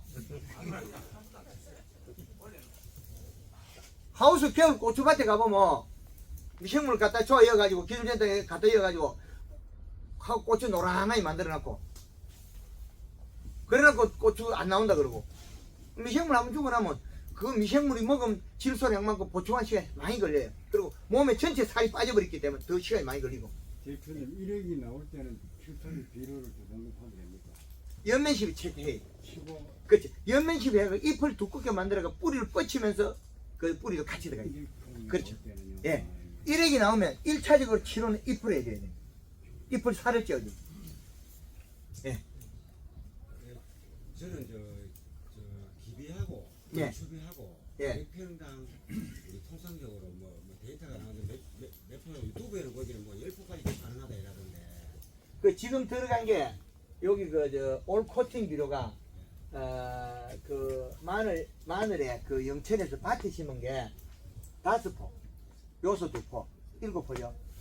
그런데 그 지금 오늘 오시기 전에 바빠 못 오신 것 같은데 이게 이 정도 들어간다고 해서 해가 되는 게 아니에요. 왜 그러냐면 얘가 이 시가 우리가 그 속효성의 이 시가 0.8이 나오는데 우리가 단 한 번에 올해가 요것들이 이 시가 요것밖에 안 나오더라는 거예요. 그럼 올 코팅 이거 더 작게 나오거든요. 그 5포 연다고 해서 일을 잡으면 어떻게 되면 60, 10이라는 이 시값밖에 안 올라가요. 10. 그러면은 추비를 뭐 13% 정도 하면 가능한 게 되네요. 이렇게 됐을 때 질소 함량이 총 한 300을 맞추라는 거죠. 질소 함량은. 그럼 지금 였는 순간에 요건 어떻게 되겠습니까? 32%니까 160하고 요소 2개 90하고 252가 되겠죠. 요거는 요소 한 포만 해도 마늘이 10kg 이상 넘어가 버려요. 근데 그 다음 방법은 이제 우리가 생육을 대사량이 좋게 하기 위해서 90%라든지 그게 이제 따라지겠죠. 그죠? 가뭄을 막아준다든지. 그럼 또 가지 그린하고 컬러하고 설탕하고는 이게 혼합해서 관계는 없나요? 예, 농약까지 관계 없습니다. 마늘에는 농약은 7%가 없습니다. 그거. 이게 병할 게 없거든요. 병 자체가. 그 비료가 없어가지고 병을 하는 거지. 기생하는 균이 흰가루병, 잭빛곰팡이 이것들은 기생균이거든요. 직접 들어오는 탄저병은 별개예요. 거의 기생균들은 비료가 부족해서 오는 게 흰가루병하고 녹병하고 그런 균들이에요. 그런 균들은 비료가 없어서 생기는 병들이 많아요. 지금 제 마늘 조배에 지금 비료 3포 들어갔거든요. 전체 기비까지 다 해가 100평에. 근데 질소 함량이 문제거든요. 봄에 아무리 많이 써도 그거 따라 줄 수가 없어요. 양이. 그 요소만 계속 줘야 되는데 봄에 요소 한 5포 주려고 하면 어려워요. 지금 그래가지고 대표님 유튜브 보고 포장 한 포 반씩 치고 왔거든요. 한 포 반이야. 네, 요소를 쳤거든요. 한 포 반에 쳤는데 헛골에 쳤어요. 두들겨만 쳤어요. 전체적으로 뿌렸어요. 전체적으로 쳤어요. 네, 분무기로. 예, 그럼 잘했네요. 집에 가서 다시 100평당 헛골에 요소 한 포씩 하면 되겠네요. 그럼 2.5%가 들어가잖아요. 예. 지금 집에 가서 다시 헛골에다가 요소 한 포씩 더 하면 되겠네요. 많이는 주려고 고래만. 예, 위에 있으니까. 위에 있습니다. 위에 있으니까. 위에 그것도 많은 건 아닌데 위에 있으니까 헛골에만 좀 되겠다고. 헛골에 지금 장이 없으니까 뭐 질퍽하든 말하든 줘야 돼. 마늘은 거의 대다수는 마늘 재배하고 논마늘 재배하고 모내기 해도 그 헛골에 마늘이 감아지는 경우 잘 없어요. 지금 적대 여기다 비료 좀 요소 좀 여기 들어가 버리네. 괜찮아요. 아직까지 단단하기 때문에 말라 죽어서 말라 죽지 안으로 안 들어가요. 그 들고 올라와요. 괜찮아요. 그리고 물이 되겠다 물이 어느 정도 흘러나가거든요. 근데 생장점에서 안으로 들어가지 않는다는 거죠. 그리고 뻥된 마늘을 쪼개보면 안에 뻘겋게 표가 나요. 배를 갈라보면. 그리고 마늘이 이제 굵어졌을 때는 한 볼에 마늘이 굵어져 떼고 물컹물컹 할 때는 영양제도 농도가 높으면 타고 들어가요. 영양제도. 그 비료도 타고 들어가고 영양제 타고 들어가요. 그래서 요 작물들은 지금 저 마늘, 양파 요것들은 저온성 작물이거든요. 그러면 계절적으로 보면 여름이 우리가 6월 15일부터 8월 15일까지거든요. 그럼 가을은 9월 15일부터 11월 15일까지. 겨울은 12월 15일부터 2월 15일까지. 그럼 겨울이 끝났죠 이제. 계절이 빼놓은 게 들어가요. 3월 15일부터 5월 15일까지 봄. 그러면 우리가 저온성 작물이니까 좋은 게 심었죠. 좋은 게 심으면 고운 게 끝이 나잖아요. 6월 15일 여름에 들어가요. 그럼 좋은 게 잘 크는 작물을 미리 뺏겨가지고 생쇼를 할 필요 없다는 거죠. 그러면 어떻게 해도 여름에는 몸크고 생육이 문제가 되거든요. 그러면 그 순간에 우리가 봄철 요때 잘 클 때 최대한 부직포를 지금 많이 키워야만 돈 버는 거죠. 그럼 요소를 지금 몇 때까지 줘도 상관이 없습니다. 5월 8일 어버이날 때까지 줘도 괜찮아요. 그때는 헛골이 주면 되니까. 커가지고 잎에 들어가면 해내주는 거지. 근데 쿨러를 돌리거나 우리가 보토랑에 물 들어올 때 거기 땡크를 놔놓고 비료로기가 틀어서 들어가는 거 괜찮아요. 녹골에 물 댈 때. 그러니까 우리가 다양한 방법을 해야 돼요. 그럼 우리가 마늘을 심는다는 거는 팽당 돈을 얼마나 벌 거냐는 거죠. 가령 우리가 10kg만 나온다면 팽당 18,000이 이윤식이 되는 거죠. 원가 띄고도. 그럼 18,000이 이윤이 나오면 이거 작은 돈이 아니에요. 18,000이 돈이 5,000평 심으면 잘하면 1을 한다 소리거든요. 수익이. 그런데 이거를 우리는 허잡하게 봐가지고 괜찮다 하면 안 나오지 당연히. 그럼 본전이 4kg 빠져버리니까 안 되는 거죠. 근데 어령에서 오신 예. 회장님께서는 그린하고 칼라하고 네. 초겨울에 심는지 그게 좀 궁금하네요. 가을부터. 가을부터. 예. 가을부터. 그래서 몇 년을 이제 기술을 쌓은 분이죠. 그런데 아직까지도 마늘의 그 프로가 만들어졌다 이야기는 안 해요. 왜 그러냐면 농가에서 기술이 안정돼 가지고 그 다음에 마늘이 제일 문제가 수확 시기에 빨리 안 캐가지고 이 타이밍 놓쳐버리면 벌어지기 때문에 요것 때문에 지금 그 마늘의 프로를 지금 못 만들어내고 있어요. 그럼 결과까지 좋아야 되는데 그럼 비료량은 갔는데 우리 김 의원님이 갔는 비료량은 충분히 갔는데 생유가 다 갔단 말이에요. 최고 위쪽에 갔는데 수확 시기에 수확을 우리가 타이밍을 못 찾았다는 거죠. 그래서 그 타이밍을 찾아가고 오늘 부지포를 다시 씌우려 하는 거예요. 남들보다 열흘만 빠르면 기분 좋게 캐버려. 그럼 비료를 남아있다고 만작을 시키려고 그러거든요. 근데 우리는 그 전에 만작과 같은 효과가 나왔으면 만작이 안 돼도 캐야 된다는 거죠. 왜? 마늘이 수확 시기에 비가 오면 안 되기 때문에. 그래서 마늘은 수확 시기를 좀 그 생육을 땡기가 써라. 계절의 생육보다. 그러면 계절이 좋을 때 부지포식으로 최대한 키워야 됩니다. 그게 제일 좋은 방법인 것 같습니다. 그럼 대표님 부지포는 언제쯤 땡기고 계십니까? 부지포야? 예. 꽉 차가 감당이 안 될 때.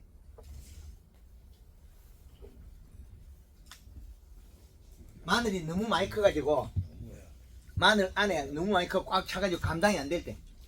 그리고 이슬이 맺을 때, 웃자랄 때. 비료가 작아 웃자랄 때 빨리 벗겨야 돼. 마디가 늘어지거나. 헛골을 줘도 많이 먹어요. 그리고 비료를 주고 며칠 벗겨놨다가 며칠 비료 가스 날리고 다시 씌우고 키워야 됩니다. 그래서 우리가 마늘 캘 때 우리가 날씨 관계없이 잘 캘 수 있는 날짜에 캔다면 지금 혼자서도 일을 몇천 평 할 수 있어요. 관리는. 그런데 용역을 사람을 붙여서 해도 괜찮아요. 우리가 마늘을 1000평을 심는 분은 혼자 자가 요거는 자가 노동. 5,000평을 심은 분은 경영자예요. 옷을 작업복을 될 수 있으면 적게 입어야 돼. 작업복을 입고 자기가 설치면 일이 많아서 일을 안 해요. 경영자가 경영을 잘해야 되지. 경영자가 경영을 안 하고 일하려고 설치고 있으면 10만 원짜리밖에 안 되거든요. 그럼 부직포시 하려고 하면 힘들어 보여. 용역 부르면 내가 논두렁에 있어도 쉽게 돼. 내가 안 하니까. 그런데 돈은 누가 벌어줘요? 마늘이 벌어줘야 돼요. 마늘이 안 벌어주고 내가 벌려고 설치면 안 돼. 경영자는 내가 돈 벌려고 생각하면 안 돼요. 마늘은 돈을 누가 벌어요? 부직포하고 비료하고 영양제가 돈을 벌어요. 근데 그걸 갖다가 내가 다 하려고 하면 이미 타이밍 다 놓쳐버려요. 그래서 5,000평을 심었다면 경영을 하셔라. 그래야만이 돈을 번다. 그 대표님 지파에서 부직포를 덮어가지고 비닐은 안 덮고 네. 부직포만 덮어가도 가능한가요? 가능은 하는데 문제가 많더라. 문제가 많이 발생하더라. 그거는 땅이 은거름이 많이 가요. 은거름이 가요. 쪼개져요. 그러면 갈라진 땅 틈 사이로 문제도 있고, 만약에 이렇게 희어오르면 발화 시기도 좀 늦고, 그래서 그래 직파를 했더라도 비닐을 까는 게 좋겠다. 비닐을 까는 게 직파를 했더라도 전국적으로 봤을 때 제주도에도 직파를 많이 하거든요. 이제 그 원가 전략하려고. 근데 아직까지도 그게 안정화가 덜 됐어요. 그리고 직파를 하고 나서 이제 마늘이 이제 좀 크고 난 다음에 거기다가 흑색 멀칭을 하거든요. 또 멀칭해도 또 땅이 은그름이 가버리면, 쪼개져 버리면 이게 그 사이로 풀이 나고, 감자도 보면 칼집 비닐이 쓴 거, 칼집 비닐이 쓴 자리에 그게 비가 와가지고 땅이 굳어가지고 은그름이 가거든요. 쪼개지거든요. 땅이 벌어지거든요. 그 사이에 햇빛이 들어가서 청감자가 많이 생기고, 그 모래땅 그런 데는 좀 덜한데 일반 우리가 점질 땅에는 그 문제가 있더라. 그래서 비료는 우리가 그 점질 땅이냐 중점질 땅이냐 중사질 땅에 비료 먹는 양이 다릅니다. 그래서 비료도 우리가 찰땅 하는 거, 점질 땅, 중점질 땅, 중사질 땅, 왕사질 땅 다 비료량이 다르다. 네, 그렇게 하시면 되겠습니다. 대표님, 예. 지금 저기 여기에는 안 나와 있지만 고사리 같은 경우에는 어떻게 하나요? 고사리에 가을에 최대한 많이 먹이놔야 돼요. 연면시비하고 그 체내지 양하고 많이 해야 돼요. 가을에? 그렇죠. 그럼 연면시가 요소를 많이 준다는 거죠? 바닥에는 요소비를 주고, 근데 그 고사리밭에 다니기 힘드니까 올 코팅 비료 있잖아요. 요걸 자주 쓰세요.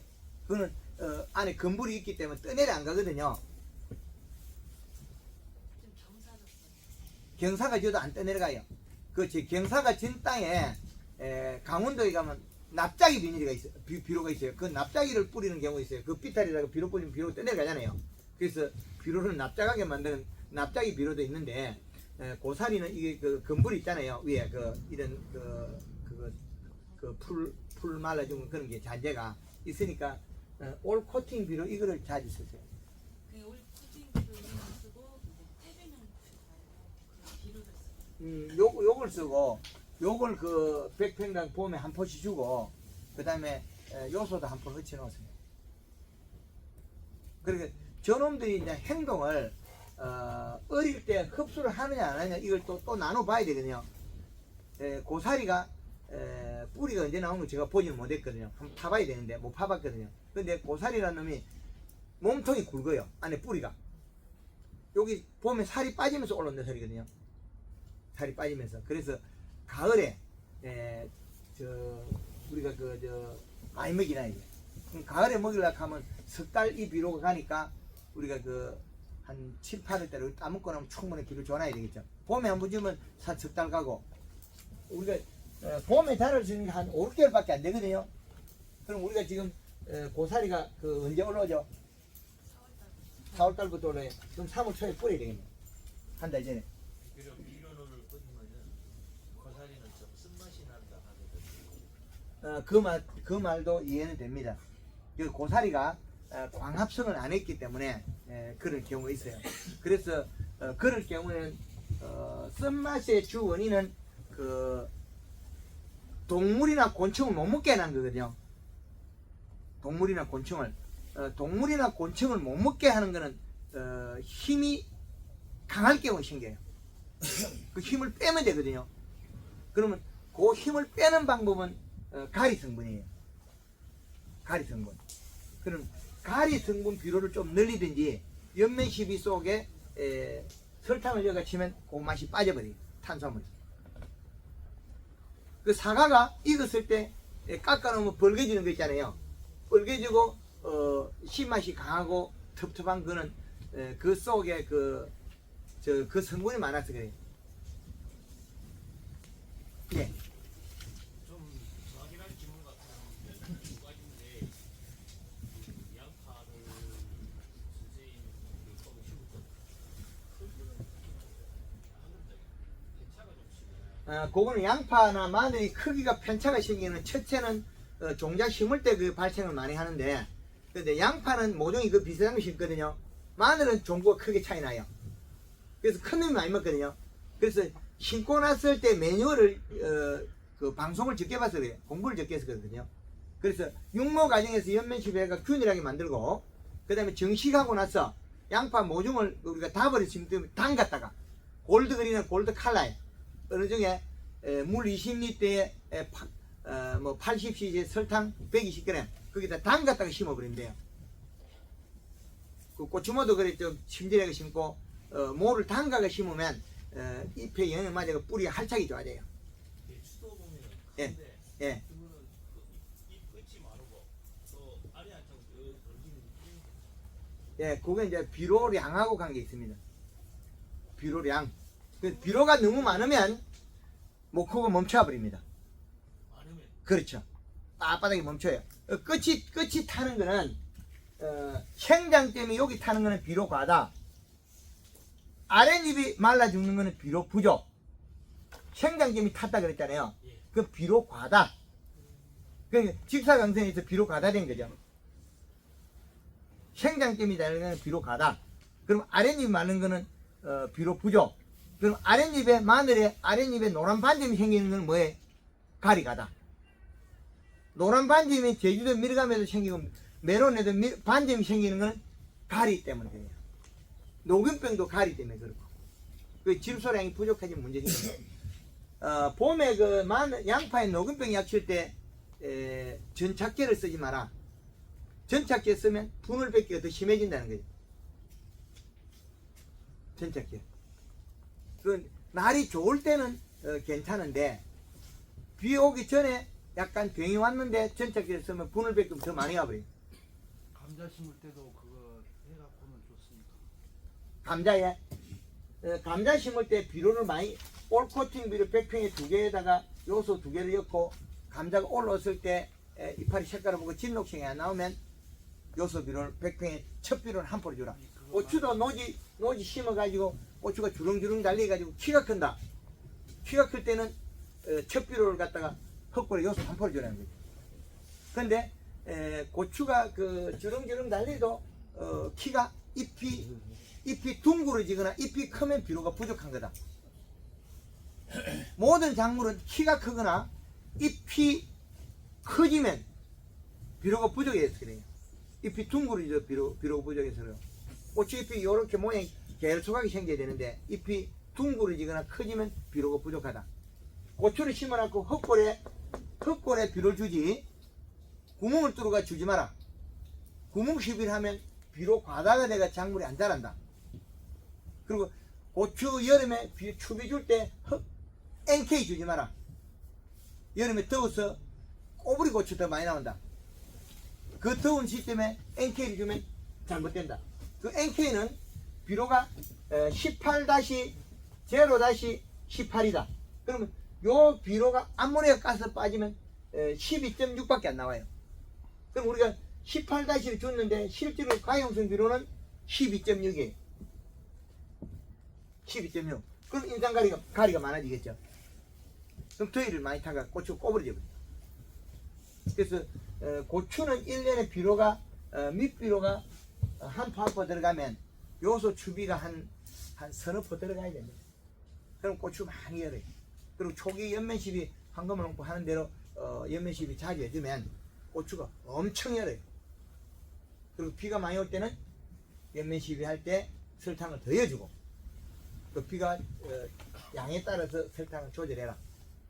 그럼 오늘은 그 감자가 심은데 봄에 한 줄기 말라 죽는다. 그 비료가 작아서 그래요. 일액이 맺어서. 일액 물방울이 타고 내려가 줄기 내려가면 무조건 썩어요. 아니, 감자 소독할 때 그걸로 하면 됩니까? 칼라? 그거는 그래 할 필요 없습니다. 심어놓고 키울 때 하면 되지. 그 감자 심을 때 꼭꼭 눌러라. 그래 감자가 발화 잘 된다.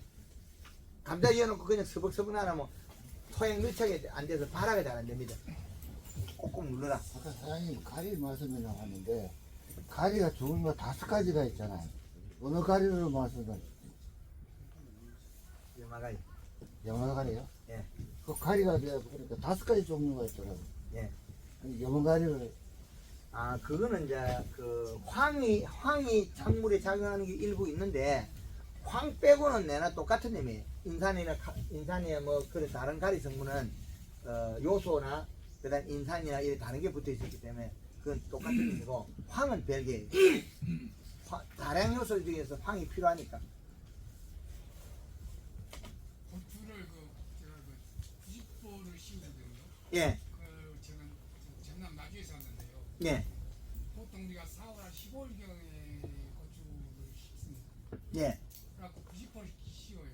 예. 근데 저희들도 100개, 90포를 넘기기를 5월 한 20일 말일경에 100개 보거든요. 예. 근데 안 벗기고 놔두는 게 나는가, 혹시 100개 하는가, 그래서 한번 여쭤보고요. 부직포를 벗기냐 안 벗기냐. 예, 그리고 뱅충해 때문에 벗기는 게 좋다. 예. 사이도 너무 빨리 벗길 필요는 없고, 예. 뱅충해 방제가 안 된다. 제가 이해가 하나 농가진 지가 얼마 안 돼갖고요. 직장 생활하다가 그냥 많이 됐거든요. 예. 근데 올코팅하고 단 한 번 하면 차이가 좀 많은가? 저는 단 한 번을 썼거든요. 올 코팅 비료는 전체 코팅이 됐고 단 한 번에는 질소만 코팅이 됐고 인산가리가 코팅이 안 됐어요. 인산가리가. 근데 고추에 제가 단 한 번을 썼거든요. 단 한 번에 쓰면 질소량이 적다. 올 코팅을 써라. 이제 이해되죠? 단 한 번에는 질소 함량이 18%밖에 안 돼요. 예. 그리고 오레가라도 이런 것들이 20한 2% 정도밖에 안 되거든요. 근데 요거는 올 코팅 비료 요거는 질소 함량이 30%짜리 32%짜리가 있다는 거죠. 그 프로가 요게 2%가 100평에 한 포가 2%짜리가 들어가면 100평당 마늘이 5kg가 더 나와요. 100평에 5kg인 것 때문에 마늘 5kg 15,000원 차이 나요. 그래서 비료를 살 때 요거는 가격이 비싸면 요거 사야 돼요. 근데 비료 조금 비싸다고 해서 마늘이 1kg면 더 엄청나겠죠. 100평에 1kg 나오면 3,000원이 되고 100평에 2%가 더 들어있으면 마늘 계산하면 5kg 더 나와요. 그럼 요 프로테이지가 가격대가 같다면 이 돈이 2% 차이에 100평당 마늘 생산량은 5kg 차이 나요. 그래 아주 중요합니다 이게 프로테이지. 그래서 우리가 몰랐던 부분을 계속 밝혀내야 돼요. 예. 지금 요 상태로 예. 만일 수확을 한다면 알 크기가 많이 차이 납니까? 두 개를 비교를 했을 때 얘가 요 상태로 크고 제가 그때 알 크기가 차이가 많죠. 지금 들어있는 비료량 차이가 일어나잖아요. 얘는 대략 얼마 정도 크기고 얘는 대략 얼마 정도 크기가 마늘이 최고 큰 건 거의 중마늘이 나와요. 우리 김 의원님이 요걸 뽑아가 이파리하고 다 무게 달았을 때 이파리하고 살아있는 게 최고 450g까지 나왔다니. 이파리하고 다 붙었을 때 말리지 않은 거 요거 딱 잘라가지고 한 얼마까지 나오냐면 한 250g까지 큰 것들은 250g 나와요. 그리고 어떤 성분을 먹었냐에 따라서 마늘이 바뀌는데 마늘이 지금 우리가 사실 부직포로 벗기냐 씌워야 되는 이 차이가 있어요. 지금은 보온력과 보온력과 보온력 그 온도 때문에 씌우는 게 좋고, 그러면 우리가 여기 4월달 넘어가 5월달 되지 않습니까? 이때는 그늘을 띄워야 잘 된다는 그 역산이 나와요. 이 시기는 햇볕을 30% 도로 가려줘야 돼요. 직사광선이 해를 주고 있으니까. 그때 대해서는 우리가 차광망을 씌우고 햇빛을 도로 가려야 돼요. 차광망을 가리가 비료만 줄 수 있다면 가리가 키우면 더 생산이 늘어나요. 양력 1월달에 제일 추울 때도 제가 하우스 딸기 겨울 딸기에도 차광망을 씌웠는데, 그럼 겨울에 딸기 하우스밭에 차광망을 씌우면 그거 칭찬을 하겠어요? 흠을 보겠어요? 이상하다. 그런데 직사광선이 해를 주고 있다는 거죠. 작물에 따라서는. 근데 딸기가 저온성 작물이거든요. 그 저온성 작물이 햇빛을 받으니까 숨을 할딱할딱 쓰는 거예요. 100m 달리기 뛰는 것처럼 숨을 쉬어버려요. 오전 10시까지는 자기 수분이 있어도 괜찮은데 오후 10시 넘어가면 이미 자기가 가진 수분을 다 써버렸어요. 그럼 그때부터 해가 일어나는 거예요. 햇빛을 보여주는 순간에. 그래서 이게 이렇게 전체적으로 잘하는 방법을 선택해야 되거든요. 그럼 지금 우리가 이 마늘에다가 5월달부터 차광망을 씌워가지고 재배를 하면 일이 늘어나는 거죠. 일이 늘어나니까 그러면 더울 때 작게 키우고 지금 많이 키워보면 되겠죠. 지금 있는 부직포를 활용해서 더 키우면 되겠죠. 시스템을 더 잘 갖춰가지고 벗길 때 딱 모아놓고 벗길 때 핀을 딱 꽂아가 벗겨놓고 그 다음 며칠 있다가 바람이 안 날리도록 딱 눌러놨다가 그걸 다시 씌우는 방법 프로그램만 잘 짜면 되겠죠. 예, 벗기가 바람에 날리고 불편하니까 우리가 벗겨버렸거든요. 완전히. 근데 다시 씌우고 다시 키워야 된답니다. 왜? 부직포 큰 병한 걸 다시 씌우고 더 키워야 돼. 그러면 봄에 제일 잘 클 때 시간을 제일 많이 활용해야 돼. 그래서 비료의 선택이 많이 좌우하는데, 우리 기술센터에서 토양 분석표에 보면 인상가리가 가다돼서 또 비료 주라고 처방이 나온단 말이에요. 인상가리를. 그게 잘못됐다는 거죠. 그래서 마늘, 양파 우리나라에 작물 재배하는데 땅바닥에 청태가 끼면 인상가리가 많더라. 청태 끼면 그때부터는 인상가리 안 줘도 되더라. 그리고 작물이 순환작용이 안 되니까 몸에서 청태가 나오더라는 거죠. 제주도 밀감나무가 온도가 따뜻하고 요소비를 충분히 줬을 때는 순환이 잘 되니까 몸에 청태가 없어요. 나왔더니 다 죽어요. 그러다가 공기나 비가 오고 순환이 안 될 때는 인산이 몸에 튀어나와 있고, 겨울에 약간 온도가 낮아서 인산이 튀어나와요. 그래서 질소 요구도가 높은데 질소를 적게 주고, 그리고 온도가 낮으면 질소 이동을 잘 못해요. 그래서 가을에 가지를 따먹으면 달고 맛있죠. 그 질소 이동을 못하고 다른 성분만 이동하거든요. 그런 이동의 관계도 고온에도 이동 못하는 경우가 있고 저온에도 이동 못하는 경우가 있어요. 그래서 우리가 마늘 재배할 때 앞으로는 부직포 핀을 이렇게 더 크게 만들어 가지고 걷어서 없는 핀, 그리고 그 빼고 다시 복구시키 가지고 비료 주고 또 며칠 가서 빼고 복구시키에다가 영양 치우고 복구시키에 또 키워야 돼. 안에서 최대한 키워야 돼. 그럼 비료량만 맞으면 이 안에 부직포 썩을 때 병이 하나 병 안 합니다. 그런데 시설물로 가지고 돈을 버는 게 제일 좋고, 일차적으로 우리가 노동으로 한다고 해서 돈이 나오는 건 아닙니다. 경영을 하셔야 돼요. 경영. 그리고 우리가 그 자가 노동으로 하는 거와 규모가 늘어나서 경영을 할 때는 두 가지는 하늘 땅 차이 다릅니다. 그래서 잘못된 거는 오래 실패지. 그럼 실패를 다 하고 나면 성공밖에 안 나오거든요. 그래서 그게 상당히 중요하다고 생각합니다. 또 다른 질문 있습니까? 대파야. 대파야. 심을 때 올코팅 비료를 엮고 심으면 된다. 그럼 대파 땅이 거의 대다수가 지역이 어디죠? 대구 같으면 모래 땅 그런 땅인가 배수 잘 되는 땅이야. 모래 땅도 있고 사진 그럼 사지 땅이나 모래 땅이 더 비슷한 건데, 그죠? 그래서 배수가 잘 되기 때문에 올 코팅 비료 잘 활용하셔요. 그 대파가 이파리 노란노란 반점이 생기잖아요. 그 잿병이 무지하게 많아요. 그 요소를 잡혀 있어요. 잿빛 곰팡이는 이파리 끝에서 물방울 맺은 거다. 그리고 여기 노란 방울이 생기죠. 노랗게 생기기 대파 이게 대롱 있잖아요. 이게 몸통 한 줄기가 여기 네. 이 온도 열 받으면 이게 노란 반점이 생겨요. 이거는 노란 반점이 되어서 고온 열상이거든요. 고온 열상. 근데 고온 열상의 주범은 수분이 없어서 일어난 거. 수분이 없은 거는 탄수화물이가. 탄수화물이 없어진 건 질소가 부족해서 그런 거예요. 입 두께 얇아서 일어난 일이에요.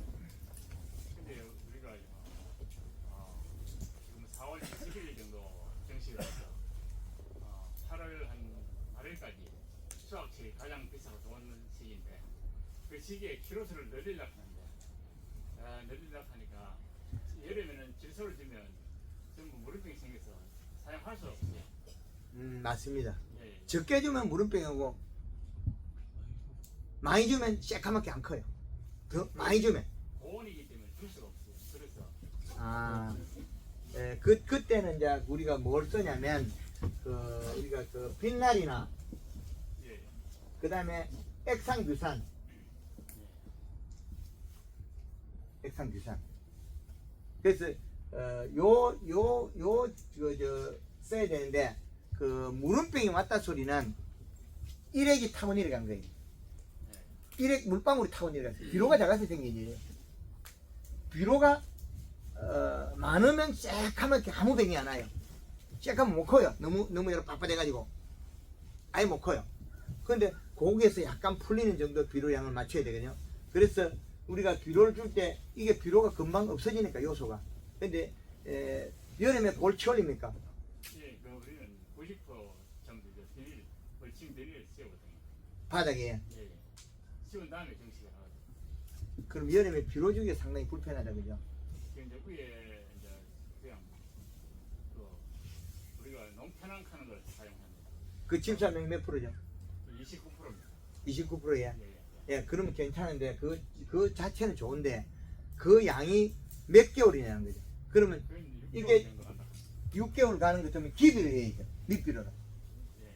밑비료 꼬놈을 갖다가 100평에 한 3개 정도 집어요. 그래서 이게 우리가 뭐 무서워서 못 넣고요. 200평에 한 포나 100평에 한 포. 그래 얘가 아니라 병이 오게 돼 있죠. 그 100% 병화게. 그래서 강원도 춘천에 가가지고 4년을 가르쳤거든요. 감자밭에. 그 경상도 촌놈에 가가지고 본인들이 감자 농사진데 100평의 비료를 한 포 쓰니까 우리가 10kg 미만 나온다. 감자 얼마 나와요? 감자 비료 한 포에 350kg 나오잖아요. 3.5kg 나와요. 그러니까 감자가 안 나와. 10kg 미만이에요. 농사 아무리 지어도.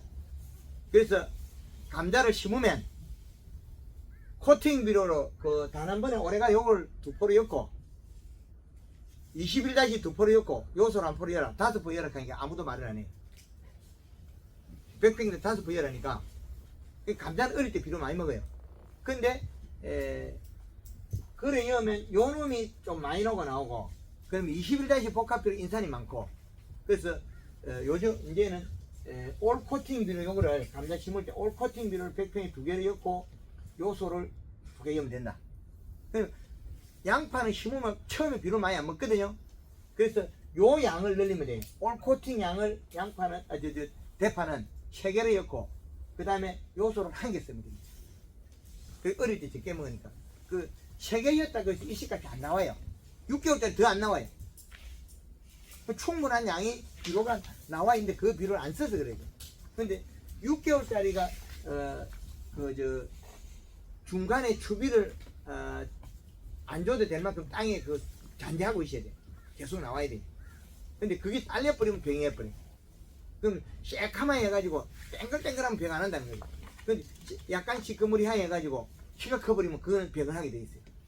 그럼 비료가 부족하면 우짜라거든요. 우짜라면 다음에는 비료가 더 부족해지겠죠. 그러면 이제 녹균병이나 이제 무름병이 병이 와요.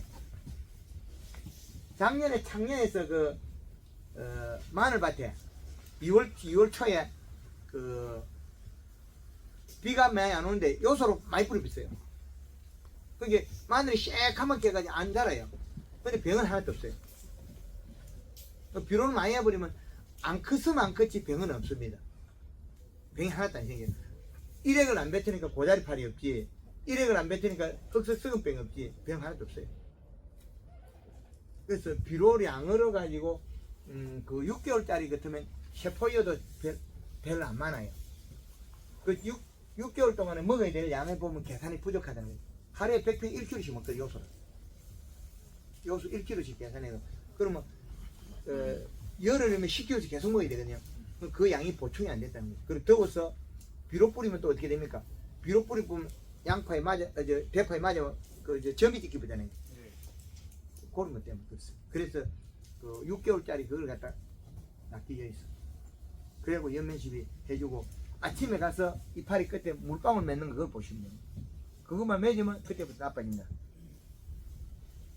이제 또 다른 것들이 있습니다. 우리가 재배하는 작물들은 계절에서 자라지만은 봄에 우미 틀 때와 우미 틀 때는 자기 몸에 있는 그 체내 저장 양분을 움직이고 그 체내 저장 양분에 해당하는 것은 종부나 종자, 그 다음에 모종 같은 거 이런 걸 갖다가 살이 쪄 있어야만 뿌리가 잘 내리고, 그럼 뿌리는 잎에서 나오는 거고, 나무 같은 경우는 체내 저장용을 뚫고 나와요. 긴 뿌리가 나왔다고 영양 흡수하는 건 아니거든요. 잔뿌리가 칼슘이나 흡수해요. 긴 뿌리는 칼슘 흡수를 못합니다. 그거는 긴 뿌리에서는 영양을 다량 영양소를 흡수를 못해요. 그 뿌리에 근근 미생물이 소액이 별로 없다는 소리입니다.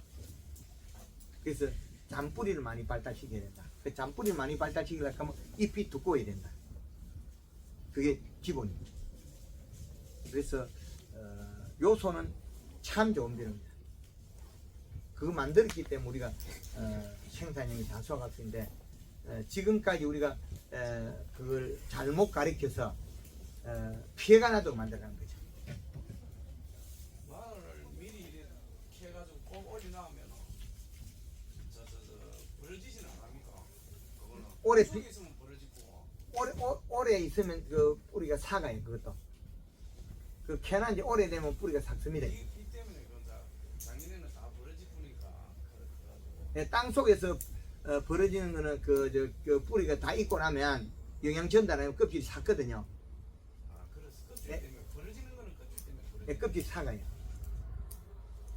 그래서 지금 우리가 우리가 요런 마늘 양파는 크기별로 선별별로 좀 가격대 차이 나는데 쪽파 같은 경우에는 큰 거 있고 작은 거 한두 개 있으면 선별을 안 해도 되거든요. 쪽파 종자는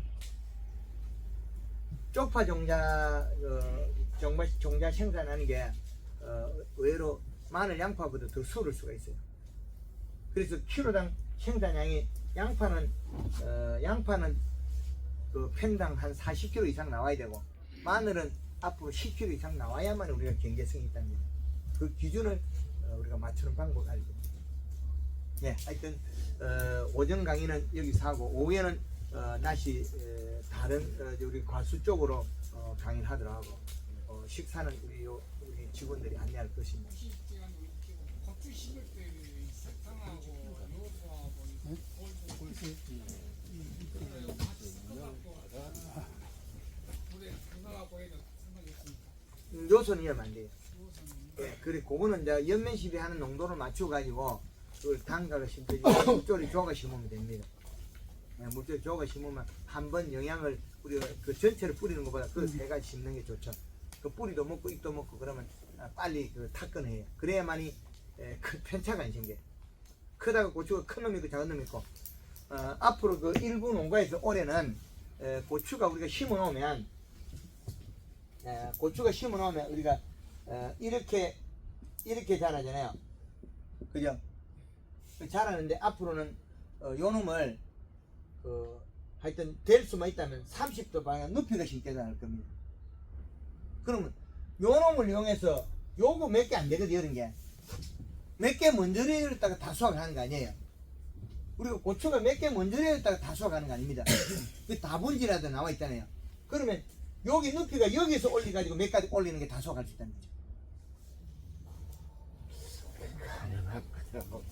그런데 지금 우리가 보면 이게 묶는 방법이랑 그 차이 때문에 이 자재가 안 나오는 그런 것도 문제 있겠지만은 우리가 지금 고추가 비료를 끼주면 키가 커버리고 그리고 요 양을 늘려버리면 우리가 포기수를 좀 널리 심을 수 있거든요.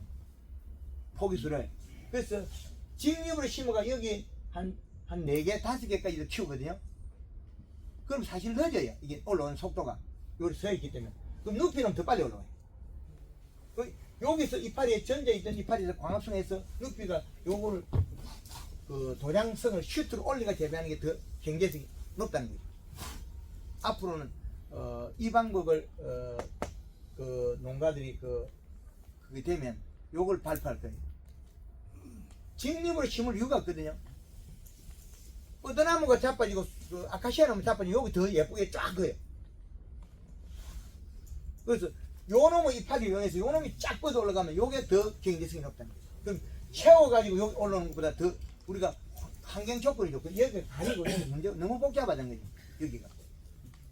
그럼 여기가 너무 복잡해진다는 거예요. 그런데 요렇게 해가지고 우리가 전체적으로 우리나라 기후상 비가 오는 걸 계산해 보면 요걸 올려가지고 일찍 따야 된다. 늦게 올려가지고 늦게 열면 우리가 장마에 뭐 비가 많이 와갖고 탄저병에 병을 많이 하더라고요. 그래서 눕혀서 심어서 바로 올리는 게 낫겠다. 30도 방향. 30도 방향. 45도 방향을 씌워버리면 어떻게 위가 커요. 30도 방향 가면 여기 균형을 잡아요. 30도 방향 눕히고. 앞으로는 그것도 더 개발해가지고 발표해. 농가하고 비슷한 원리입니다. 단감을 심어도 그렇게 하는 원리가 비슷한 거예요. 인상 가리다고 많다하는 건 무슨 뜻입니까? 인상가리가 많다는 거야. 밭에 말입니까? 거의 대다수가 인상가리가 많아요. 밭에요. 그렇죠. 그렇죠. 그게 토양 분석해 보면 됩니다. 우리 흙을 그럼 소금이 많다 이 말입니까? 아니면 소금이 많다 소리가 많습니다. 그런데 퇴비를 줘버리면 단감이 작아져 버려요. 단감을 키우는데 퇴비를 주면 단감이 작아져요. 보면 큰데 6월달 요 공기부터 안 자라요. 여름에 되면 안 자라지나요.